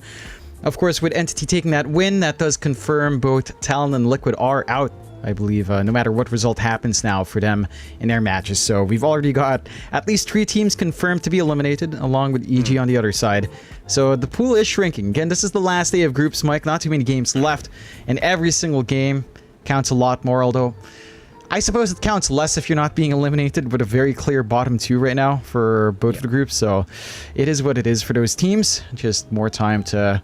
it's time to reflect, I suppose, off the results for this tournament. Again, we had a lot of sub patches, and that seems to have thrown a few of these teams into this order. I think we were still seeing a couple of teams pick up Ember, which is just, it's a dead hero. You know, I think that's where the big adjustments really at for some of the supports, and mainly mids have to have adjusted, and some of our teams here have adjusted better than others.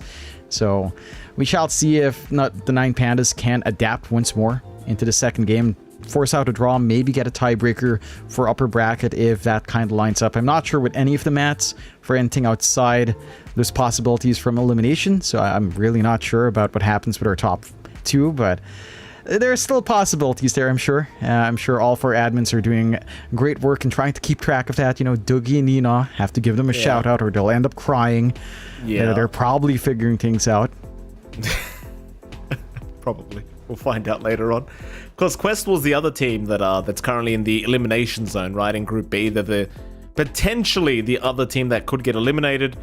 And ironically enough, the other team, apart from Quest, that could get eliminated is Gaming Gladiators. Both those teams are currently in the lower end of things. Gaming look pretty safe right now, but if they were to get 2-0'd by Quest, which is happening later on, then you'd have a little bit of a problematic situation, I think, between those two. Which is kind of crazy to think Gaming Gladiators of all teams is one of the teams struggling right now in Group B, but that is exactly what's happening.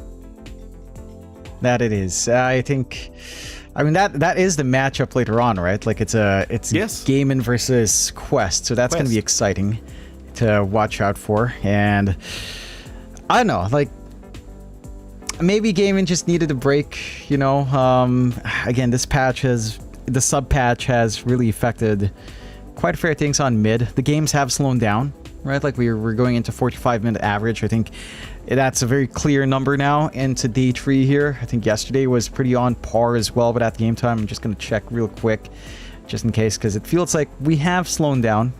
And it's just by nature of learning how to be efficient across the map, right? Like the bigger map it allows you to really play this stall game. So, you know, you can just take your time sieging. You can take your time for the next Roshan, look for these pickoffs, go back into farming, and just drag it on. It looks like we will have to wait a little bit longer. We're having some internet issues here, but you know how it is, Mike. When we're casting, an internet or PC issue will come out. They get cursed with it. We'll get it done. It's fine. It seems like it might be Entity's end, which is, makes enough sense. They've got a Filipino stand-in, Jonathan, so it's classic SCA problems here for our boys on Entity. What can you do? It happens. It does happen. Can I just say as well, by the way, John, I was perusing Reddit again for some apparent reason. I was on the Dota 2 subreddit today. Someone was complaining, completely off topic, but somebody was complaining that Warlock was annoying to play with and to play against. And they said that as a position 1, it's very annoying to have a position 5 Warlock because at level 1, they fatal bonds the creep wave and the 2 heroes they're up against, and they end up stealing some CS. That was the comment this man made, and he said Warlock's very annoying to have as a teammate. And I just could not believe what I was reading. Like, they've made the map 40% bigger. There are that many camps to farm safely. Like, it's not even funny anymore. There's unlimited camps to farm. But us POS 5s, Jonathan, we can't win the lane and take a couple CS apparently because these position 1s don't have enough creeps to hit. Can you believe that? Well, that is an issue with Warlock, to be fair. Oh my goodness, come on. Come on. He does shove the lane. That's the way the spell works. It shoves out the lane. So It's more on the POS 1 to try to stabilize the lane, go for denies, equalize, pull aggro onto the range creep. That's kind of your responsibility. But I do understand why POS 1s complain. It's just that if you're a good player, that's not going to be an issue. You're trading away lane stability, which you can repair by denying, or having your Warlock pull, which he will eventually as long as camps are open. So, yeah, it's like I can see why POS 1 players would cry about that, but it's like you should be able to. I've seen so many POS 1 players that can't stabilize their lane. They have no concept of creep aggro, they have no concept of denying, they have no concept of last hitting sometimes, so work on your individual skills. But I can appreciate it. It can be annoying, but you're supposed to put in that work. It's like... That's what I'm saying. It's like, what, the Warlock's going to take like 5 CS during the laning stage? Is that much of a problem? It's not the CS, though. You're focusing on the wrong thing as well, Mike. It's not the CS. It's the shoving. It's not the CS! Like, it's not the CS. It's the lane stability, man. Like, how are you acting like lane stability is not important? We've seen this make or break a lot of lane matchups. How far it pushes in, how much space the offlane or the safe lane has to play with. It's the stability, right? And chains will always shove a lane. That's how it is. The chains will shove a lane, and you have to repair it. And upheaval, to be fair, upheaval on the creep wave is pretty griefing. But outside of that, like the chains, you should be able to manage it. Like that's all I have to say. It's not the CS. If you're focused on the CS, if you're a carry player and you're focused on your Warlock getting 2 CS, that's really stupid. Fix your lane. Learn your laning mechanics. But that's what the thread said, Jonathan. He was Man, he's an upset idiot. All right, that's all I wanted to hear. He's focused. That's all I wanted. He has a right. He has a right to be upset because it makes the lane harder in the sense that he has to actually play with his brain. He has to actually CS. It's not like carry is the most outplay potential in lane. You basically right click. You press S and you right click on the creep. Every time I'm forced to play carry, it's the most boring thing possible. It's so painful to play. Oh my god. It's boring. I want to be a support. I want to run up. I want to feed first blood and say I'm making space. I want to die 16 times by 10 minutes, you know? Don't we all? That's my gameplay. Don't we all? It's fun. I just want to be dead, you know? And you know what? In game. You know what happens? You know what happens when that poor pos 5 Warlock does fix the lane stability by pulling, Jonathan? You know what happens? That same pos 1 that's complaining about the CS being taken and the lane being shoved out, they go farm by the enemy tier 1 tower. Every single time, guaranteed. And then they cry, where's my support? Well, I'm trying to pull, sweetheart. Why don't you sit back and relax for a little bit while I pull the damn lane? It happens every time. This is like 6k, 7k bracket. They still do it. They still go by the enemy tier 1 tower and still try to farm in the most dangerous possible position and then die by themselves. And then naturally, you know, press enter and start typing while they're waiting for their respawn. It's very tiresome. It really is. I'm convinced MMR as a figure of game skill is limited in its scope and up till a certain point, basically, because there's a lot of stuff in the game. So sometimes you could be like 6.5k and still be an idiot. You know, that's how it is. There's always something to be improved upon. As far as I'm concerned, if you're not top 200, you're still in the trench. That's the way I see it. Arguably, no. The difference between 200 and 100 is actually pretty big. So the trench is up to maybe 100, arguably, yes. We're not in the trench. We're in a draft right now with Entity and Pandas in their second game. Excellent. Shaker and Doom being banned out by Entity. The Pandas taking care of the Venge and Treant. Invoker being taken out. Gyrocopter should be among the bans, I'd expect, from one of these sides. Entity to take care of the Invoker and the Primal and the Beastmaster. Pandas, do you kind of want to try to pick up that Gyrocopter yourself? Do you want to ban it out? It's their step. They've got the first pick here overall, so if they did want Gyro, they do have room to pick it up right now. They do. One more ban to come from 9 Pandas. We'll see if they do end up leaving it. They're just very support-focused right now from 9 Pandas, both the Train and Vengeful Spirit being removed. You know, I don't think there's really any point trying to focus on ATF, because I think the hero pool is too weird. But they will ban out the Razor, out of respect, and they will go into the Pengali. So this time around, 9 Pandas want to run up for Kiyotaka by the looks of it. Entity, how are they going to respond to this? I don't think we're going to see a Storm pick from Entity, but I suppose you never know. You never know. There's the TA still open. That tends to be banned when you try to pick the Pangolier. So Stormstormer could try for it, but I don't think he's run at this tournament. It doesn't really fit into how they like to play, with Watson being just an absolute hard carry 1. I think splitting too much farm onto Stormstormer throws off that pace, so you might not be gunning for something like the TA matchup. Guess there's other heroes. Quap is one. Maybe something like Puck, although Puck has been a little bit lower priority for the matchup there. It's rather open. I mean, you could also just go Gyrocopter straight up for Entity. Again, that's been left in the pool. And it's really surprising that it has been, considering that's usually just a straight up pickup. I'm surprised the Pandas don't prioritize it. They'll go for the Primal Beast instead. A Primal Beast matchup versus Pango is pretty stable. Primal Beast doesn't care about that too much. Both sides can kind of trade hits, but the Primal can threaten pretty nicely if you overcommit with your Swash. So there's some good back and forth play. Of course, there's some flex for Entity to just run that off lane for more. But with what you have in the draft right now, this should just be your mid matchup being decided really early on. Shall see if that is the case. That's the one thing about Primal Beast, right? You do have that little bit of flex. But I would agree it should probably be the mid matchup already. 9 Pandas. Ban out to come for either side before we can continue with these drafts. 9 Pandas still very focused on support pickups here. They'll ban out the Grimstroke, of course, because they've got the Pangolier.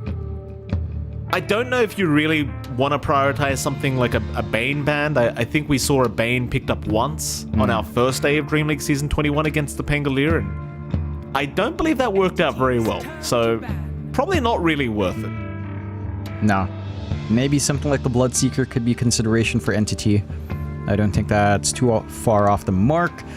They would have to pick it immediately under next phase, though. If it's left unbanned, I can see the Pandas picking it up. It's a very strong comfort for Ramses, so it's still rather open. I do like the Respect ban for the Watson Sven. That has done a lot of work. But again, Gyrocopter's in the pool for both sides. Bloodseeker's open for both sides here. Those could be very solid options for either team, depending on what entity will want to take out. Maybe they just ban out something like the Faceless Void again, although I don't really see the value in banning out the Void, simply because there's nothing tying in yet with the Pandas on running a Faceless Void. I think the Gyro and the Bloodseeker are kind of bigger threats. Maybe even Respect ban something like the Warlock if you're really worried about that. Upheaval into Problem Beast is pretty damn annoying, so that is something to consider as well. And they take care of the Gyro instead. Here come the picks. Entity not going to have the Grimstroke. Do they want to just go down the support route? And they will. They'll go for the Warlock, which was surprisingly left unbanned. 9 Pandas. That Warlock pick is very scary to look at. You know, that this hero has felt very, very detrimental to any team that gives it away. 10 seconds remaining. Does annoy your pause one though, right? 5 seconds remaining. You get good. Can you Just kidding around. yes. No, you're not. I mean, you have a combination for Entity, right? This is what they opened up with 9 Pandas last time. So all those same points still stand, like a good chains into Pulverize. It's a lot of shared damage bouncing around. Upheaval can enable a pretty good trample out from the Primal Beast as well. Sustainable on the safe lane. I'm wondering what damage they decide to run with it. Honestly, if Pandas don't pick up the Bloodseeker in this back-to-back pick, Entity will just snag it up. I think Bloodseeker plus Warlock is a very scary combination, especially down the line with the typical Ags buildup of Bloodseeker plus Fatal Bonds. The heroes melt. Like, they will just disappear if you give out that Warlock. Sure, Warlock and Bloodseeker. Sure, it takes some time to hit critical mass with say, the Ags. You're going to look for BKB, you're going to look for other stuff, and they do prioritize the Terrorblade along with the Undying. So, I would say Bloodseeker for Entity, like, straight up. Like, yeah. Probably prioritize your supports first, but just Bloodseeker. Counter to Pango, ties in with Bloodseeker, ties into itself, ties into the Warlock. Warlock Bloodseeker lane is also pretty stable. Even removing the Ags, just Fatal Bonds on Creep Wave, plus Blood Rite. That's pretty painful. It certainly is. It's a carry that does decently against the TB on top, right? Like, TB doesn't necessarily enjoy going up against the Bloodseeker, depending on how well the Bloodseeker does start off with the laning stage. See if Entity do want to go for that value pick in the Bloodseeker this game. You could even probably just hand it to Omar, honestly, and Omar will just play it himself. Just give me the Bloodseeker, boys, I'll do it. Yeah, I wouldn't mind that. I think, again, the matchup works out fine. I'm rather curious about what Pandas will want to run on top of that Undying, like what they want offlane from Yarrow. His pool has been limited down a little bit. They actually go for the Bane on Entity, alright. I mean, there's no Silencer just yet in the Pandas with the Undying on hand as well. It's very unlikely you'll see the Silencer coming out as pause 4 or 5. I think that's way too inactive of a support duo. You're relying too much on Pangolier for hold.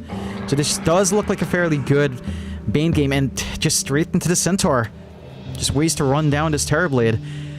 It's pretty damn scary. You know, you've got, again, a lot of solid combinations on hand here. You've got easy setup for the Bane and Centaur lane with Nightmare to the Stomp. Hoof Stomp's so much easier to land now as well. Centaur is a hero that enjoys going up against high physical damage cores. So into the Terrorblade's not too bad, although maybe your first 2 levels don't feel great, but by level 3 to 4, it stabilizes for the Centaur. I like this. I think just being able to run down as well, like Stampede will trample it's up, it's a ton of damage you can't underestimate from the mid lane. and it helps you kind of try to kite around this Terrorblade. So, good solutions overall from Entity. I think the Bane might actually have a lot more value than just the Pango as well, because the Enfeeble is just going to feel really bad for this for this Terrorblade.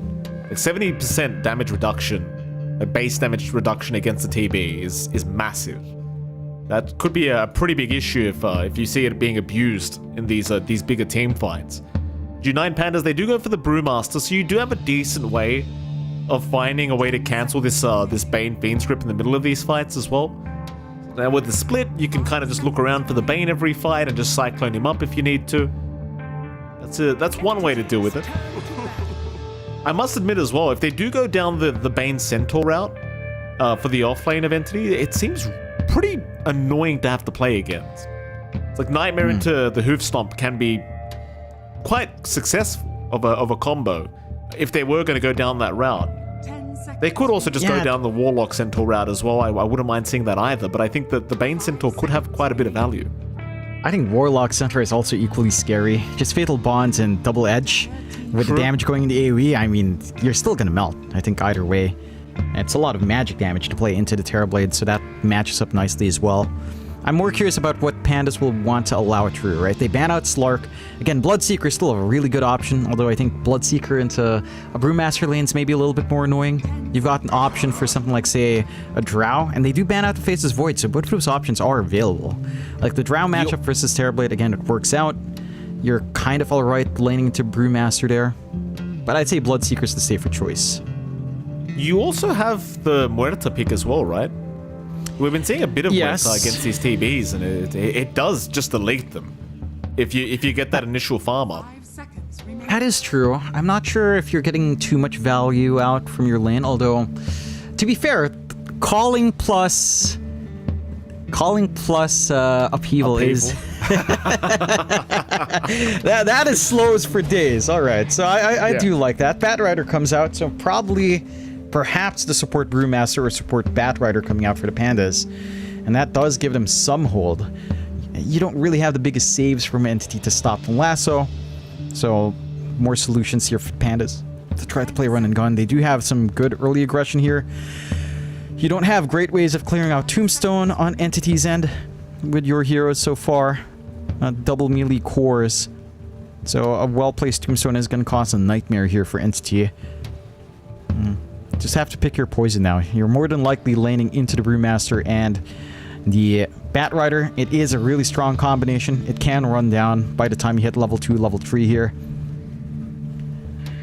They go for the Muerta, right. Just into the Muerta, into that matchup with Terrorblade. Magical output coming out. Doubled slows feels pretty nice to cut off the support Batrider from trying to be aggressive as well. With calling and upheaval. I like the Muerta here. I don't know if you really have enough to punish it on the Pandas. I think if Watson just gets enough room to farm up, you hit that Maelstrom timing, you hit maybe Mask of Madness, Falcon Blade, you're pretty happy on Muerta. Your big spike is your level 2 ult. I don't think your level 1 ult feels as good, so you're lining up for level 12 to 15 for the Muerta to actually start fighting, but the same thing kind of goes for Terrorblade anyway. You're looking for around that same itemization of like a Yasha Dragonlance or Yasha Scotty, depending on what Ramses wants. Overall, I would lean towards Entity and Draft here. I think their core-to-core matchup is solid. Their lanes might be more passive. That is the one caveat for Entity. The only active lane I see is Kataomi and Amar's lane. I think the Warlock and Muerta lane it tends to be a little bit slower, but it can punish over extensions. The initiative is on 9 Pandas. Like, they theoretically have a much stronger early game. Like, the first 15 minutes here for the Pandas should be a lot better.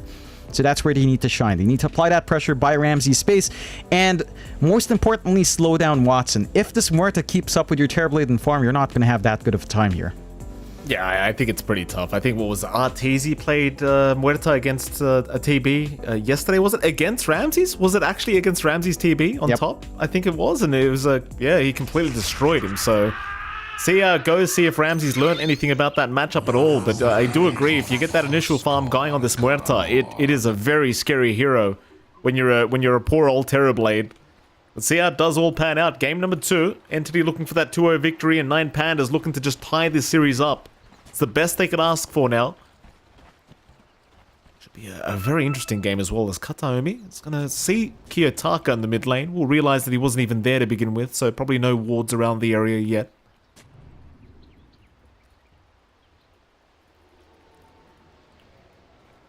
I suppose for Ramsey's, like, it's hard to know what to do against this Muerte hero, because you buy a BKB, and obviously she can't do much against you with that.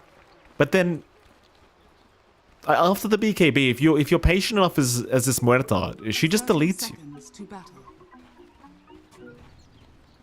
Yeah, I guess you just gotta rely on your other cores and supports to just make sure she doesn't get to that opportunity. Yeah, that's where, again, the pressure has to be applied. Muerta, before she hits that big farming spike, tends to be very susceptible. It's a very soft glass cannon, and it is really easy to burst down. Like, pre-BKB, you've got the Cyclone. Even with the BKB, you've got Lasso. So you have decent hold. You just have to execute on that one point there. It's going to be a 2-for-2 trade on those bounty runes. Not too much harassment being dealt either way. Start off with this bottom lane while we're here. You've got Fishman and, of course, Watson.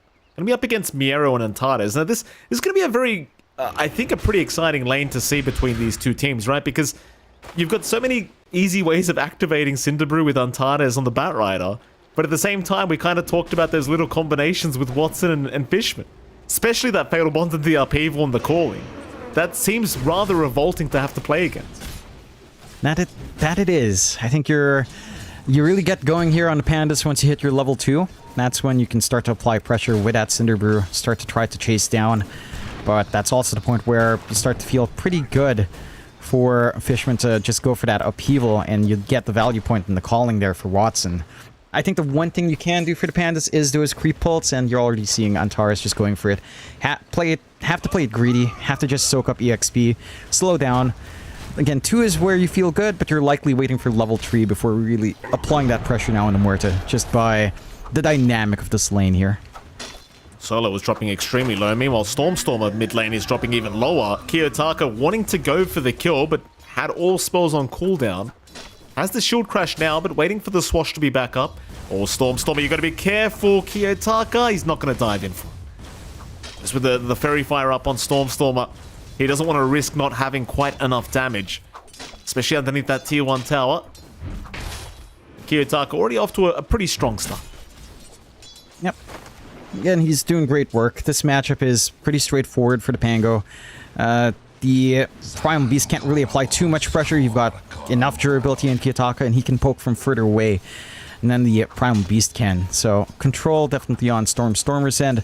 Rune control can go either way, but I don't think that really makes or breaks the lane as much, considering that Kiyotaka will always kind of win out in just exchanges like this. Like, you can't fully commit with Trample. Kiyotaka's disciplined enough to always have a swash option away, just like that. So you can't really try to crush this melee matchups you normally do as a Primal Beast, unfortunately. No Dino Dancing for you in the mid lane. Unfortunate for Stormstormer. The top lane, Kiyotaka, or rather Kataomi, excuse me, does manage to get his way out. Nice TP away. One more hit would have done the trick, but does barely make it out. Props to Solo and Ramses, though. They are not falling victim to this Centaur Bane combo. Well, not too much harassment being dealt their way. It seems like Solo's having a pretty easy time just holding them at bay with the Undying as... Or mid lane now. Kiyotaka once again getting very aggressive against Stormstormer. Stormstormer completely out of bottle charges. Can't really do much apart from try to get some farm, but the shield crash is there and Kiyotaka's just got the kill. It's kind of hard, right? Because he can't wait a full minute for the next water rune. And he's got no supports to TP to him. So he goes for the creep wave and just gets the reset. It's probably the best he could have asked for. Yeah, just getting what he can. And then going back to your point about top, this is not... I mean, the combination's solid, but you're up against Undying as a Centaur. That's a pretty atrocious time. There's only so much your Bane can do there as well. When the commitment comes out for the Tombstone, neither of you can really clear it out. Watson gets very close to dying, barely survives on the Muerta. Now Antares the one in danger as they will chase him down, but no Deadshot to come out. Maybe just not assuming it'd be enough damage. Well, they have the Fatal Bonds anyway, so they might be able to kill the Pat Rider just with that, but it doesn't seem like it. They'll let him walk away. I believe he would have actually had enough damage had he landed a Deadshot hit, but maybe just doesn't want to waste the mana. Would rather hold on to it. Yep. Just play the lane. You're not really pressured to play fast here for the Muerta. Up top, you punish Solo. Kind of overextending with that chase onto Amar. This is the easiest nightmare of Kataomi's life into the hoof stop. So something you can't really underestimate. This bottom lane, this Brewmaster now falling extremely low. Miero going to be quite careful as Watson is looking to get even more damage up, but is kind of lacking a bit of mana. Has another dead shot if he needs it, but it won't be enough anyway, so Miero probably will be just fine. Stormer? It's a lot of damage he's taking, but he'll be able to onslaught away, no problem. Still a worrisome sight to have your Prime Beast be harassed this badly. Like, he is keeping up in CS, but this is a fairly free ride for Kiyotaka. ATF, he'll get the tombstone down. Solo, though, can chase him the old-fashioned way, and with the decay, it's a very easy kill for Solo. Meanwhile, bottom lane, Watson gonna have a bit of a crack here at Antares and Miero, but they're the ones actually chasing him. He'll try to stay around the tier 1 tower, and thanks to the calling, they will not really be able to get the damage off to finish the job. Yep, they are applying that pressure. Again, the key thing for the Muerta is just really to stay alive. This lane can be aggressive, but you're looking at more just sitting back, farming, building up on the Muerta, trying to hit that Maelstrom timing. Nice onslaught there. Stormstormer barely surviving. He was about half a second off copping a stun and just not being able to onslaught away. Top lane Kataomi still dropping, but does walk his way out of that scenario against Ramses and Solo. There's so much action already happening, especially in pretty much every single lane in this game too. Everyone's just trying to kill each other. It's a lot of poke and prod. I think they both have an understanding of what they have to achieve in this early game. I think you're achieving way more in the Pandas. Like, this top lane is much freer for Ramses than the bot lane is for Watson. The pressure coming out from Solo and Ramses is a lot cleaner. Amar does at least have the Vanguard. There is something to play with. We do find Fishman here. Now Fishman puts his hand up, waves him goodbye. Hoping for maybe a neutral creep tonight, not gonna get it. Goodbye, Fishman. Top lane. Jump is there onto Solo, but he's going to be just fine and does get... Oh, in fact, never mind. Stormer. He's rotated. Might even just take the tombstone, but no, ATF says, thank you, that's mine.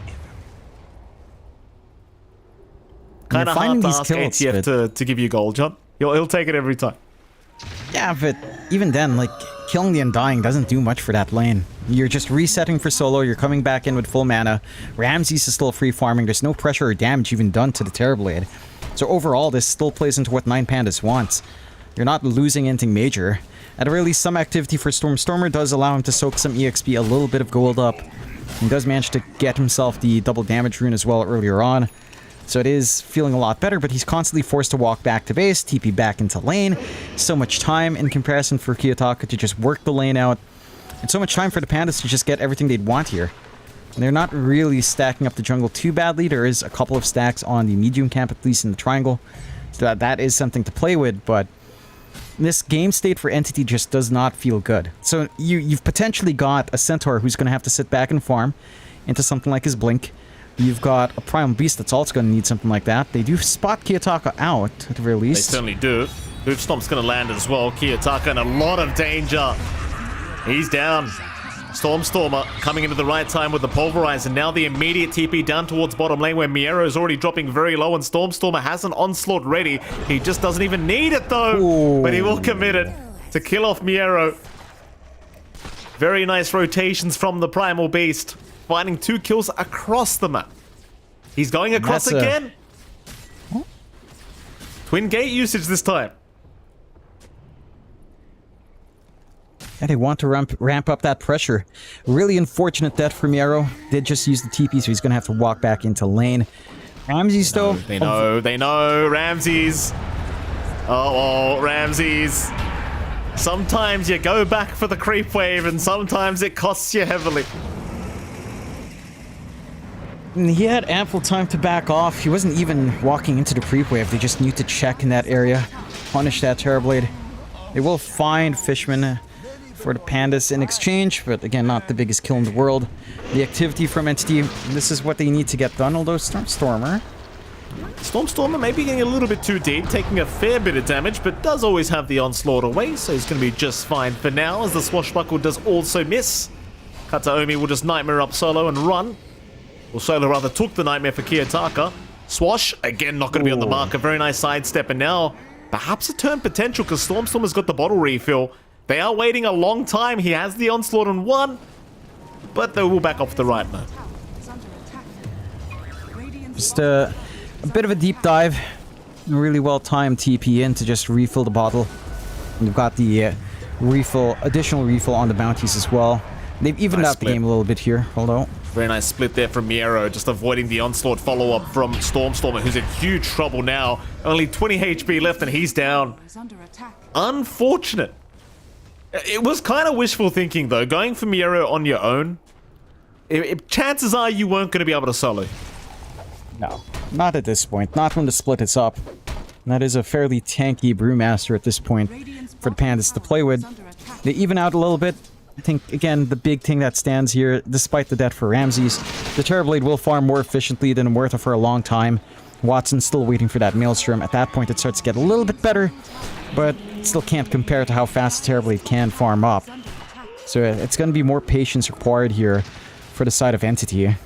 And they need to get some of that aggression out with Amar and with Stormstormer. And Amar is still working towards that Blade Mail first, so wants the extra durability and reflect. But once you have that, you should be able to start, again, invading further. They have some forward wards here from Entity, nothing too deep to fully spot out Ramses, but gives them a rough idea as to where the gameplay of 9Pandas is currently sitting at. And they'll go for that push up top. Doesn't look like any defense is coming out from the Pandas here. Solo will get knocked away by Stormstormer. Gets the Tombstone down to the high ground, but won't really amount. At the very least, the Tombstone won't be fed the other way. They won't have a ward to drop to try and get the vision. Onto the tier 1 tower, though, they'll go. Kiyotaka, at the very least, going to push the mid tier 1 tower, and it's only Kataomi that's trying to defend this. In fact, Kiyotaka's looking to just jump right in.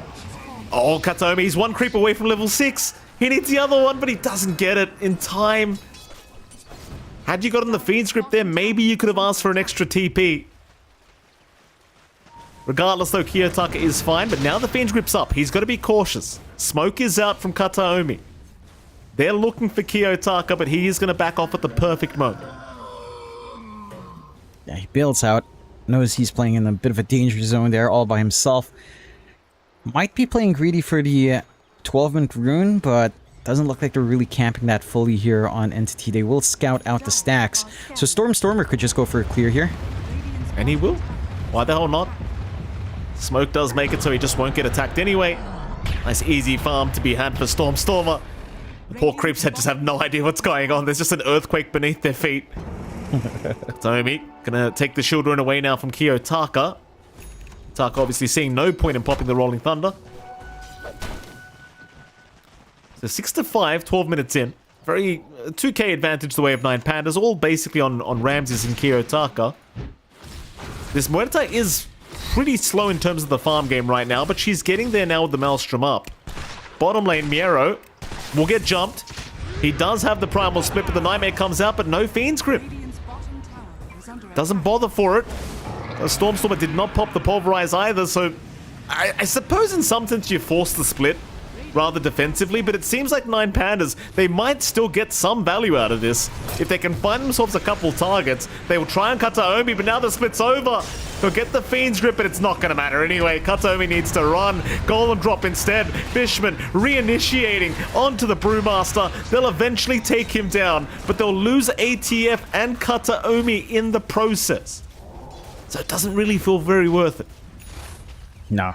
Very split up fight. Amar coming in from the left side up in that upper jungle area is cut off from the team and is punished.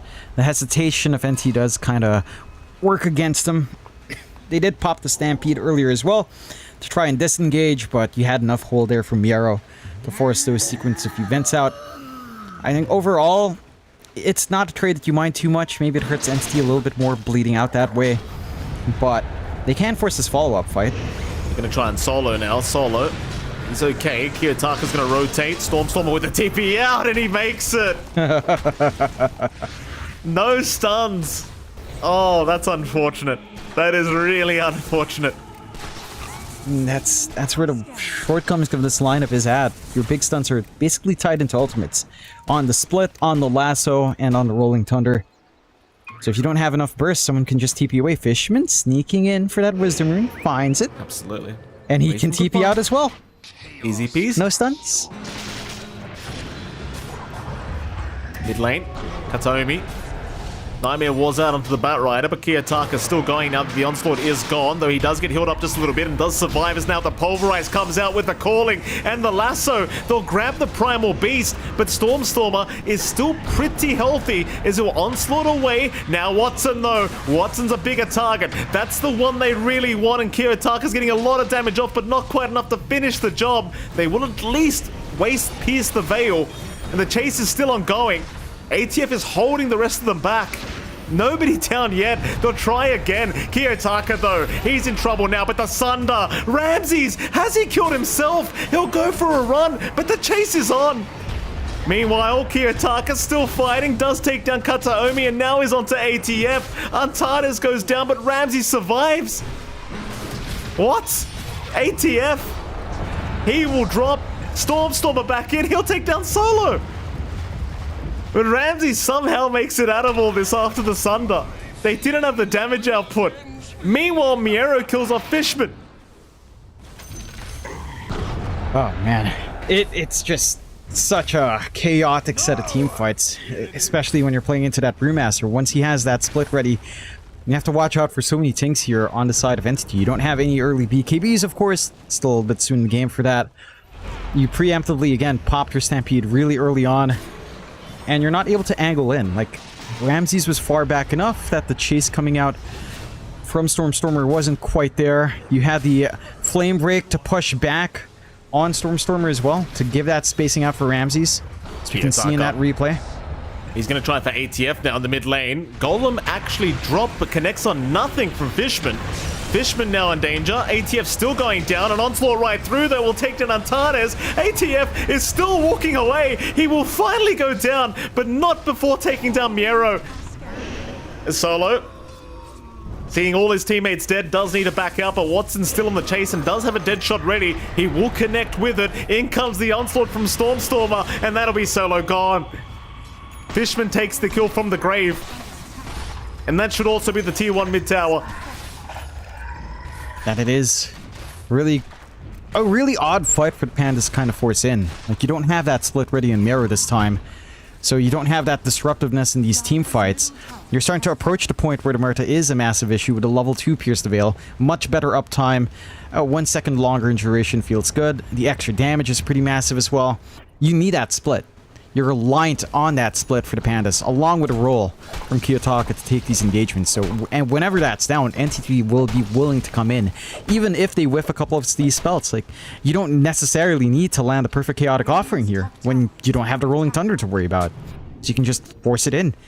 Inside of the Pandas, this is space coming out to Ramses. He's made use of that space well. He does have the Manta Dragonlance ready on that Terrorblade, but this core-to-core matchup, even with a slight advantage for the Terrorblade in terms of net worth, it's not massive enough. And Watson's going to be an issue if he can just stand and fight later on. Kataomi, nice smoke break. That's quick. That's a quick Nightmare. He's still going to die.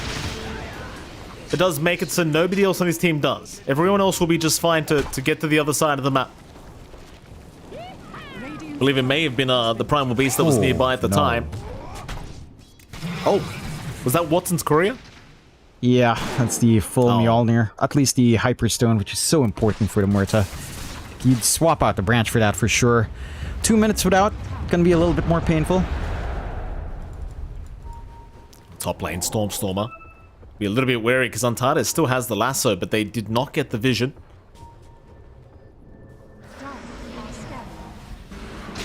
Mid lane Fishman is very deep.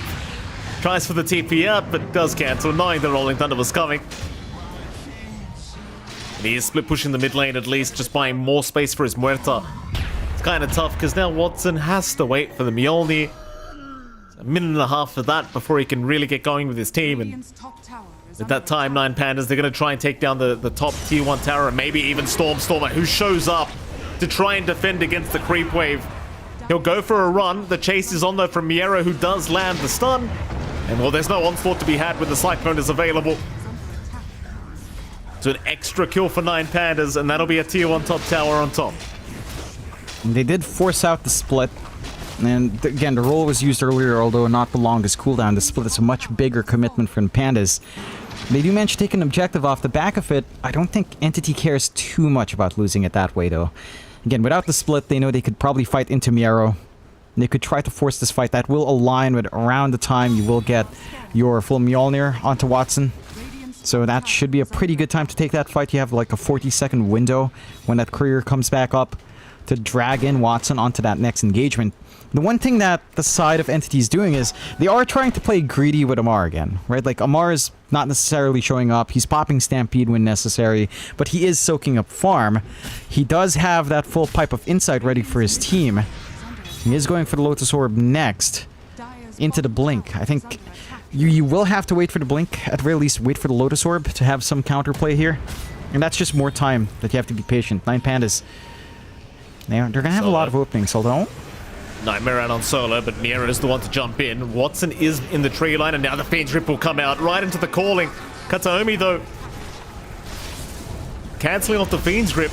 In comes the lasso now onto the rather the Muerta. Stormstormer onslaughting through, and now Ramses with a double damage cannot hit Watson. Oh, Ramses is gone. Watson, he might die for this, though. It's still a decent fight for 9 Pandas. The chase is ongoing. Miero, he wants more. Kataomi, he'll be that target. The onslaught. Stormstormer trying to move in. Does kill off Antares. He's still get a bit of value out of this, but Kiyotaka is not done. He wants Fishman on top, but they do land the Cinder Brew. So Fishman should be dead, and will be. In comes Stormstormer now. You're in my home, boys. Enjoy this. Kiyotaka, he'll cop the pulverize, but he's just standing by the tree line, just waiting very patiently, because Stormstormer, he's had the door kicked down. He needs to get out of his own house. Get back to the fountain. Or maybe not. Try for the onslaught, but it's not going to work in their favor. Just tornado him up and walk away. Way too much control on the Brewmaster with a split. I mean, you managed to, again, find these big farming heroes for 9 Pandas to kill off. Watson showing up, Amar not being durable enough. With a split down, again, this is your window. You didn't manage to pierce the veil. It's ready to go once more. Really low cooldown for the Muerta. So you can start to play up-tempo here for the side of Entity. You don't even need to wait for that BKB on the Muerta, honestly, as long as Amar stands up front here. And they are clumped around. They could try for a bot tier 1 fight into a push. And Miero is rushing forward. Keep in mind, he does not have split. So Kataomi could be baiting him pretty far forward, though Ramses does show up as well, but I don't think you want to deal with Watson right now, because Watson has pierced the veil, and that means Miero is just deleted. Can they think about Roshan? The answer seems to be yes. Yep. It doesn't take too long with a Muerta up. It's not necessarily like insanely fast, but there's no counterplay here from the side of 9 Pandas. Not until the split's ready on Miero, and he just doesn't have buyback to join in. So gonna have to give this one away. First ages of the game going the way of Entity here. The side of 9 Pandas, they're about to hit some critical spikes. And you're gonna have Ramses with a Scotty. The big thing in this Terrorblade versus Muerta is you will have to wait out the 7-8 seconds that Pierce the Veil will have in the middle, so you just need to be patient when you engage on Ramses, right? Because it's a burst window for Muerta. She doesn't do well in really prolonged fights. She does well in these really bursty scenarios. So if Ramses can just drag that on, his Metamorphosis will outlast Pierce the Veil. And once Pierce the Veil is gone, you don't feel too bad here for Ramses. So it's just, again, down to playing around your spells on the side of Pandas, down to getting this really good split going from Miero, and a really on-point roll in the backline from Kiyotaka. Or even just, heck, a good lasso off from Antares. Like, you see Pierce the Veil committed, go for the lasso on Muerta. That wastes half the duration on Pierce the Veil. Less time for Ramses to wait, and less time for that burst play. Entity, if they don't find a kill in the immediate pop of Pierce the Veil in the fight, it starts to get dicey as it drags on. That it certainly does. Lines have been drawn around where 9 Pandas were, but they do smoke up. Going towards the Radiant Triangle now. Stormstormer is the one to break the smoke on Antares, and Antares looking for the lasso, can't quite get it yet, and now with the Golem drop, the Bat Rider might just be dead. And he will be. Miero's still going to go for the split, and Watson is still in massive trouble with the Nightmare not buying him enough time. He'll lose the Aegis. That's 1 life. In comes Ramses, but the damn upheaval. It won't let him up the hill. In he comes now. ATF meanwhile dropping low. They've pierced the veil. They've gotten Solo down, but now he's a bit of a sitting duck. Ramsey should have his way with him. Stormstormer's going to try and keep him alive, but can't do so, and now the Sunder. There goes your Primal Beast on top. Fishman is not making it out to boot. That'll be 4 going down for the price of really just 2. Yes. Smiley faces out from Kiyotaka. Oh, gosh. Oh, 9 Pandas. Yeah, when they're feeling good, they're feeling good, you know. We say this every time. Players, man. These Pango players make me damn sick. They think they're so good with these low mana abilities. This, as a Bane player, you know, I gotta tell you, it's not that easy, Kiyotaka. Take it easy. Look at this. Look at this upheaval. Look, watch Ramses in this upheaval. Look at him trying to run isn't it it? up. Look at him on the right side. Look, What a great spell. I can't get there. He can't get there. Nope. It's a great spell. It's just not enough. Like, you see that Pierce the Veil commitment. If you're not hitting the Terrorblade, you're done for. Right? It fades out. It's a prolonged fight. And that's where 9 Pandas can just clean up. Because without Pierce the Veil, Muerta's a sitting duck. She doesn't have her protection. She has a BKB. That doesn't do enough up against a Terrorblade. You have to play. You have to execute perfectly on Entity. I jump in on Kataomi. He really wants another tip, apparently. The Kataomi will survive. Kiyotaka, he will also survive. The Pango is feeling good. Top lane? That he is. Antares and ATF just kind of staring at each other down, but not worth each other's time, apparently. I think the one difference in this game for Entity is that the impact of Amar isn't really felt outside of Stampede. Like, we're not seeing any big game-changing hoof stomps past those early ganks. He doesn't feel too durable in the front line. He's trying to work towards the heart to rectify that. But it doesn't feel like the center has been doing enough, really. Like, most of the plays have been coming out from the supports, from Stormer. They'll try for a smoke out now. With that fresh BKB, they could look for someone to burst down here. They're going to go after Solo. Should be an easy kill. Solo has no help around him. Nice pick off there, and the lines have been drawn up straight towards the top lane, where you could find Antares, but looks like he does realize they might be coming, so he just backs his way out. Somewhat. I mean, he is still around the area, but I suppose it's going to be rather hard to catch this Bat Rider. Though ATF is running directly towards him, to be fair. But decides better off. We'll leave him be.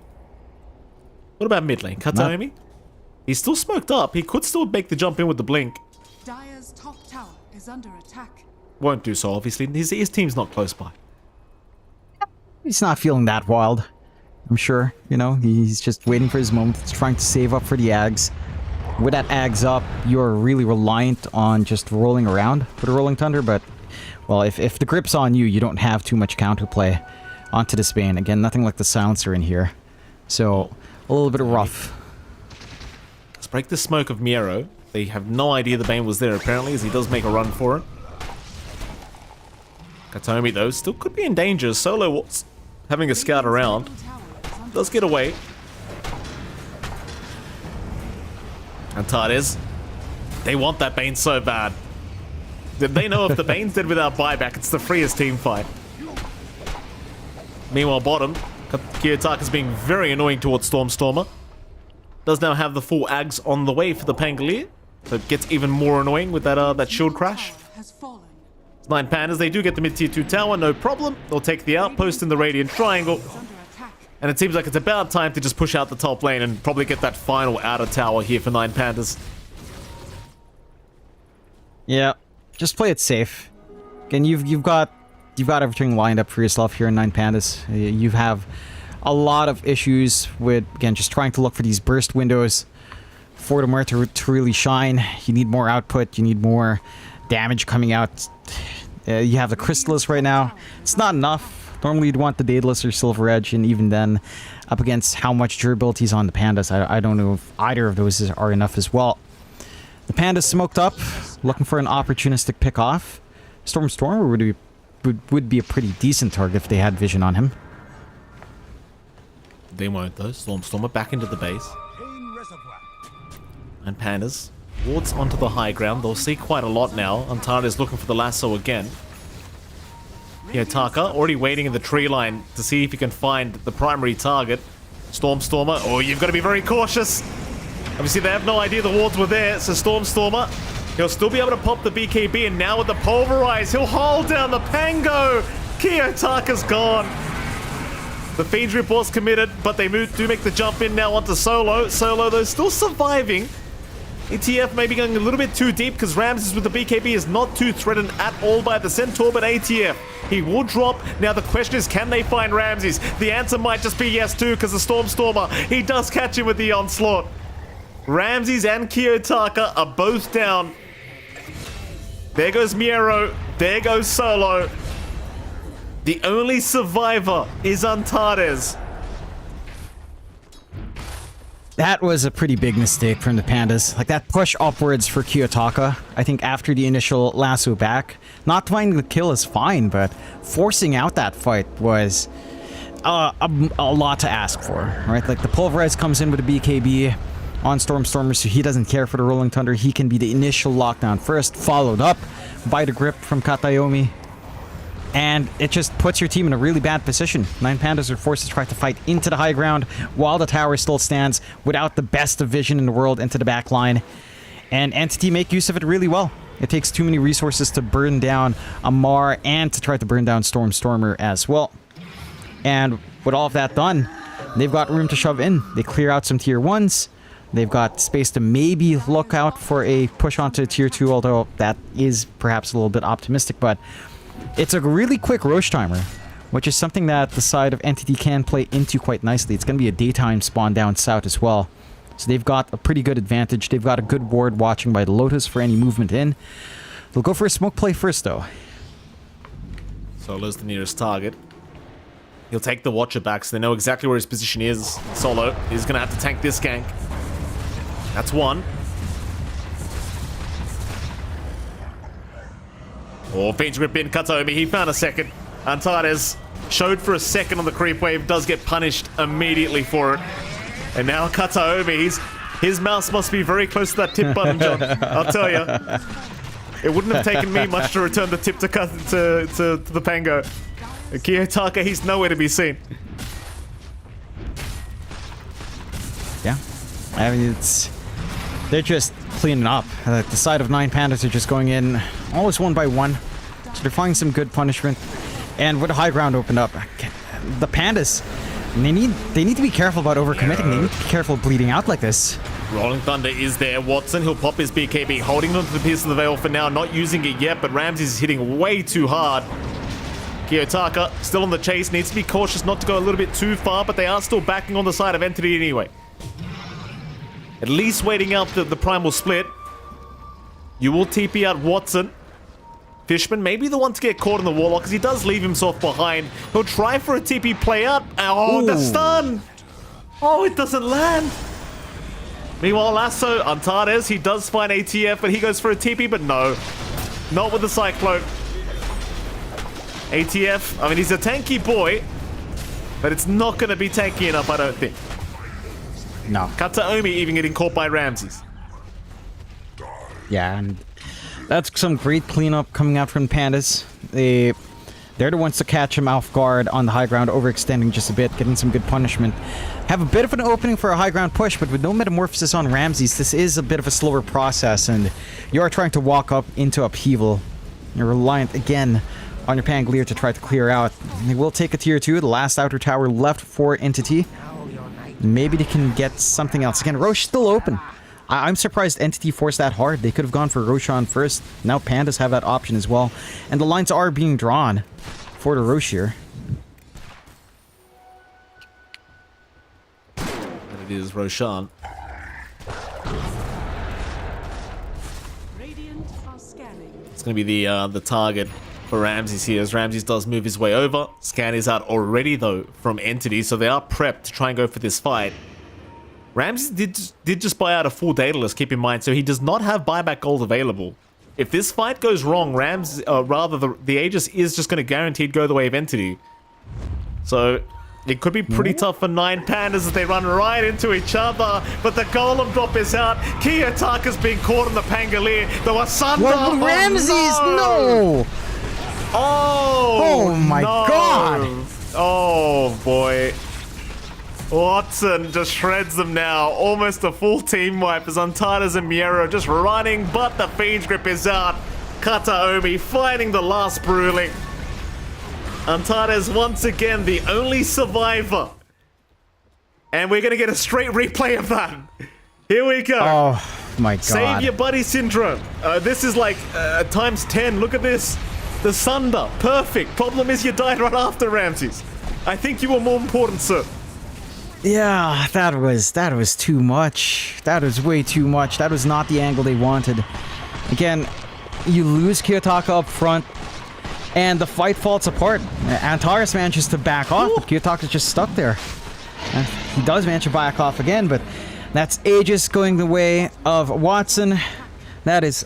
I mean, he's sundered and he got gunslingered, man. Oh, he didn't even get directly right-clicked. It was the gunslinger. Are you kidding me? Pretty sure the gunslinger just prioritized it. Oh.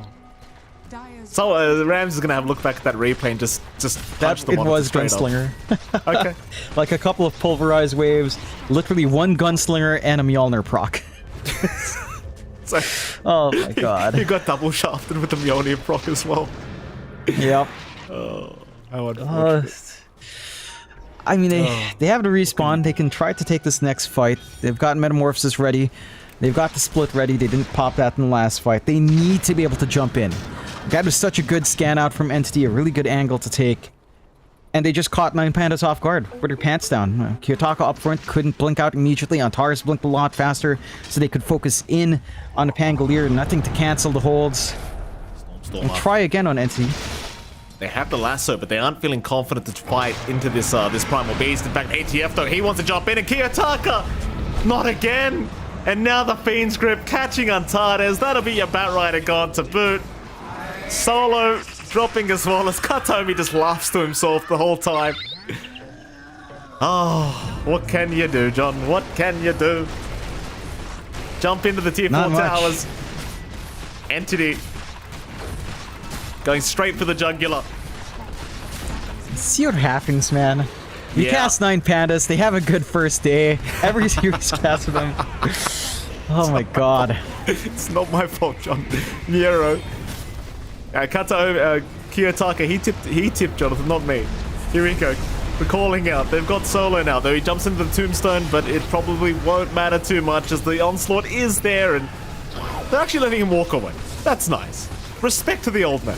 No, not Watson Watson. has no respect. Watson's a youngin'. He doesn't care about these damn boomers. Watson, Ramses, bye-bye Ramses. No, GG, well played. Ramses. Yeah, that's it. The smileys from Amar. Entity. It looked dicey a couple of times there, but they managed to turn it around. They jumped forward. Fisher, not the happiest birthday boy we've seen on camera just yet, but you know, a good way to close out the group stages here for Entity. For his birthday, a 2-0 going their way on Entity. And the Pandas, I mean, it was... The Roche fight was one thing, but it felt like they just forced out way too much.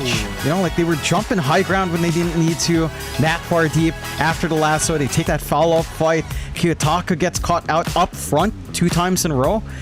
And there's just so much pressure on him to do work on the Rolling Thunder. No one else could rip through the backline. You could try with a Batrider, but he could only handle one. Your Pango is your big AoE control, and when he's gone, it falls apart for the Pandas.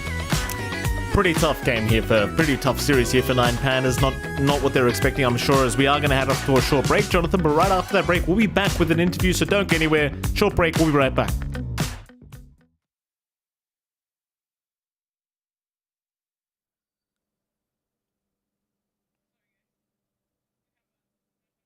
Okay. Hello.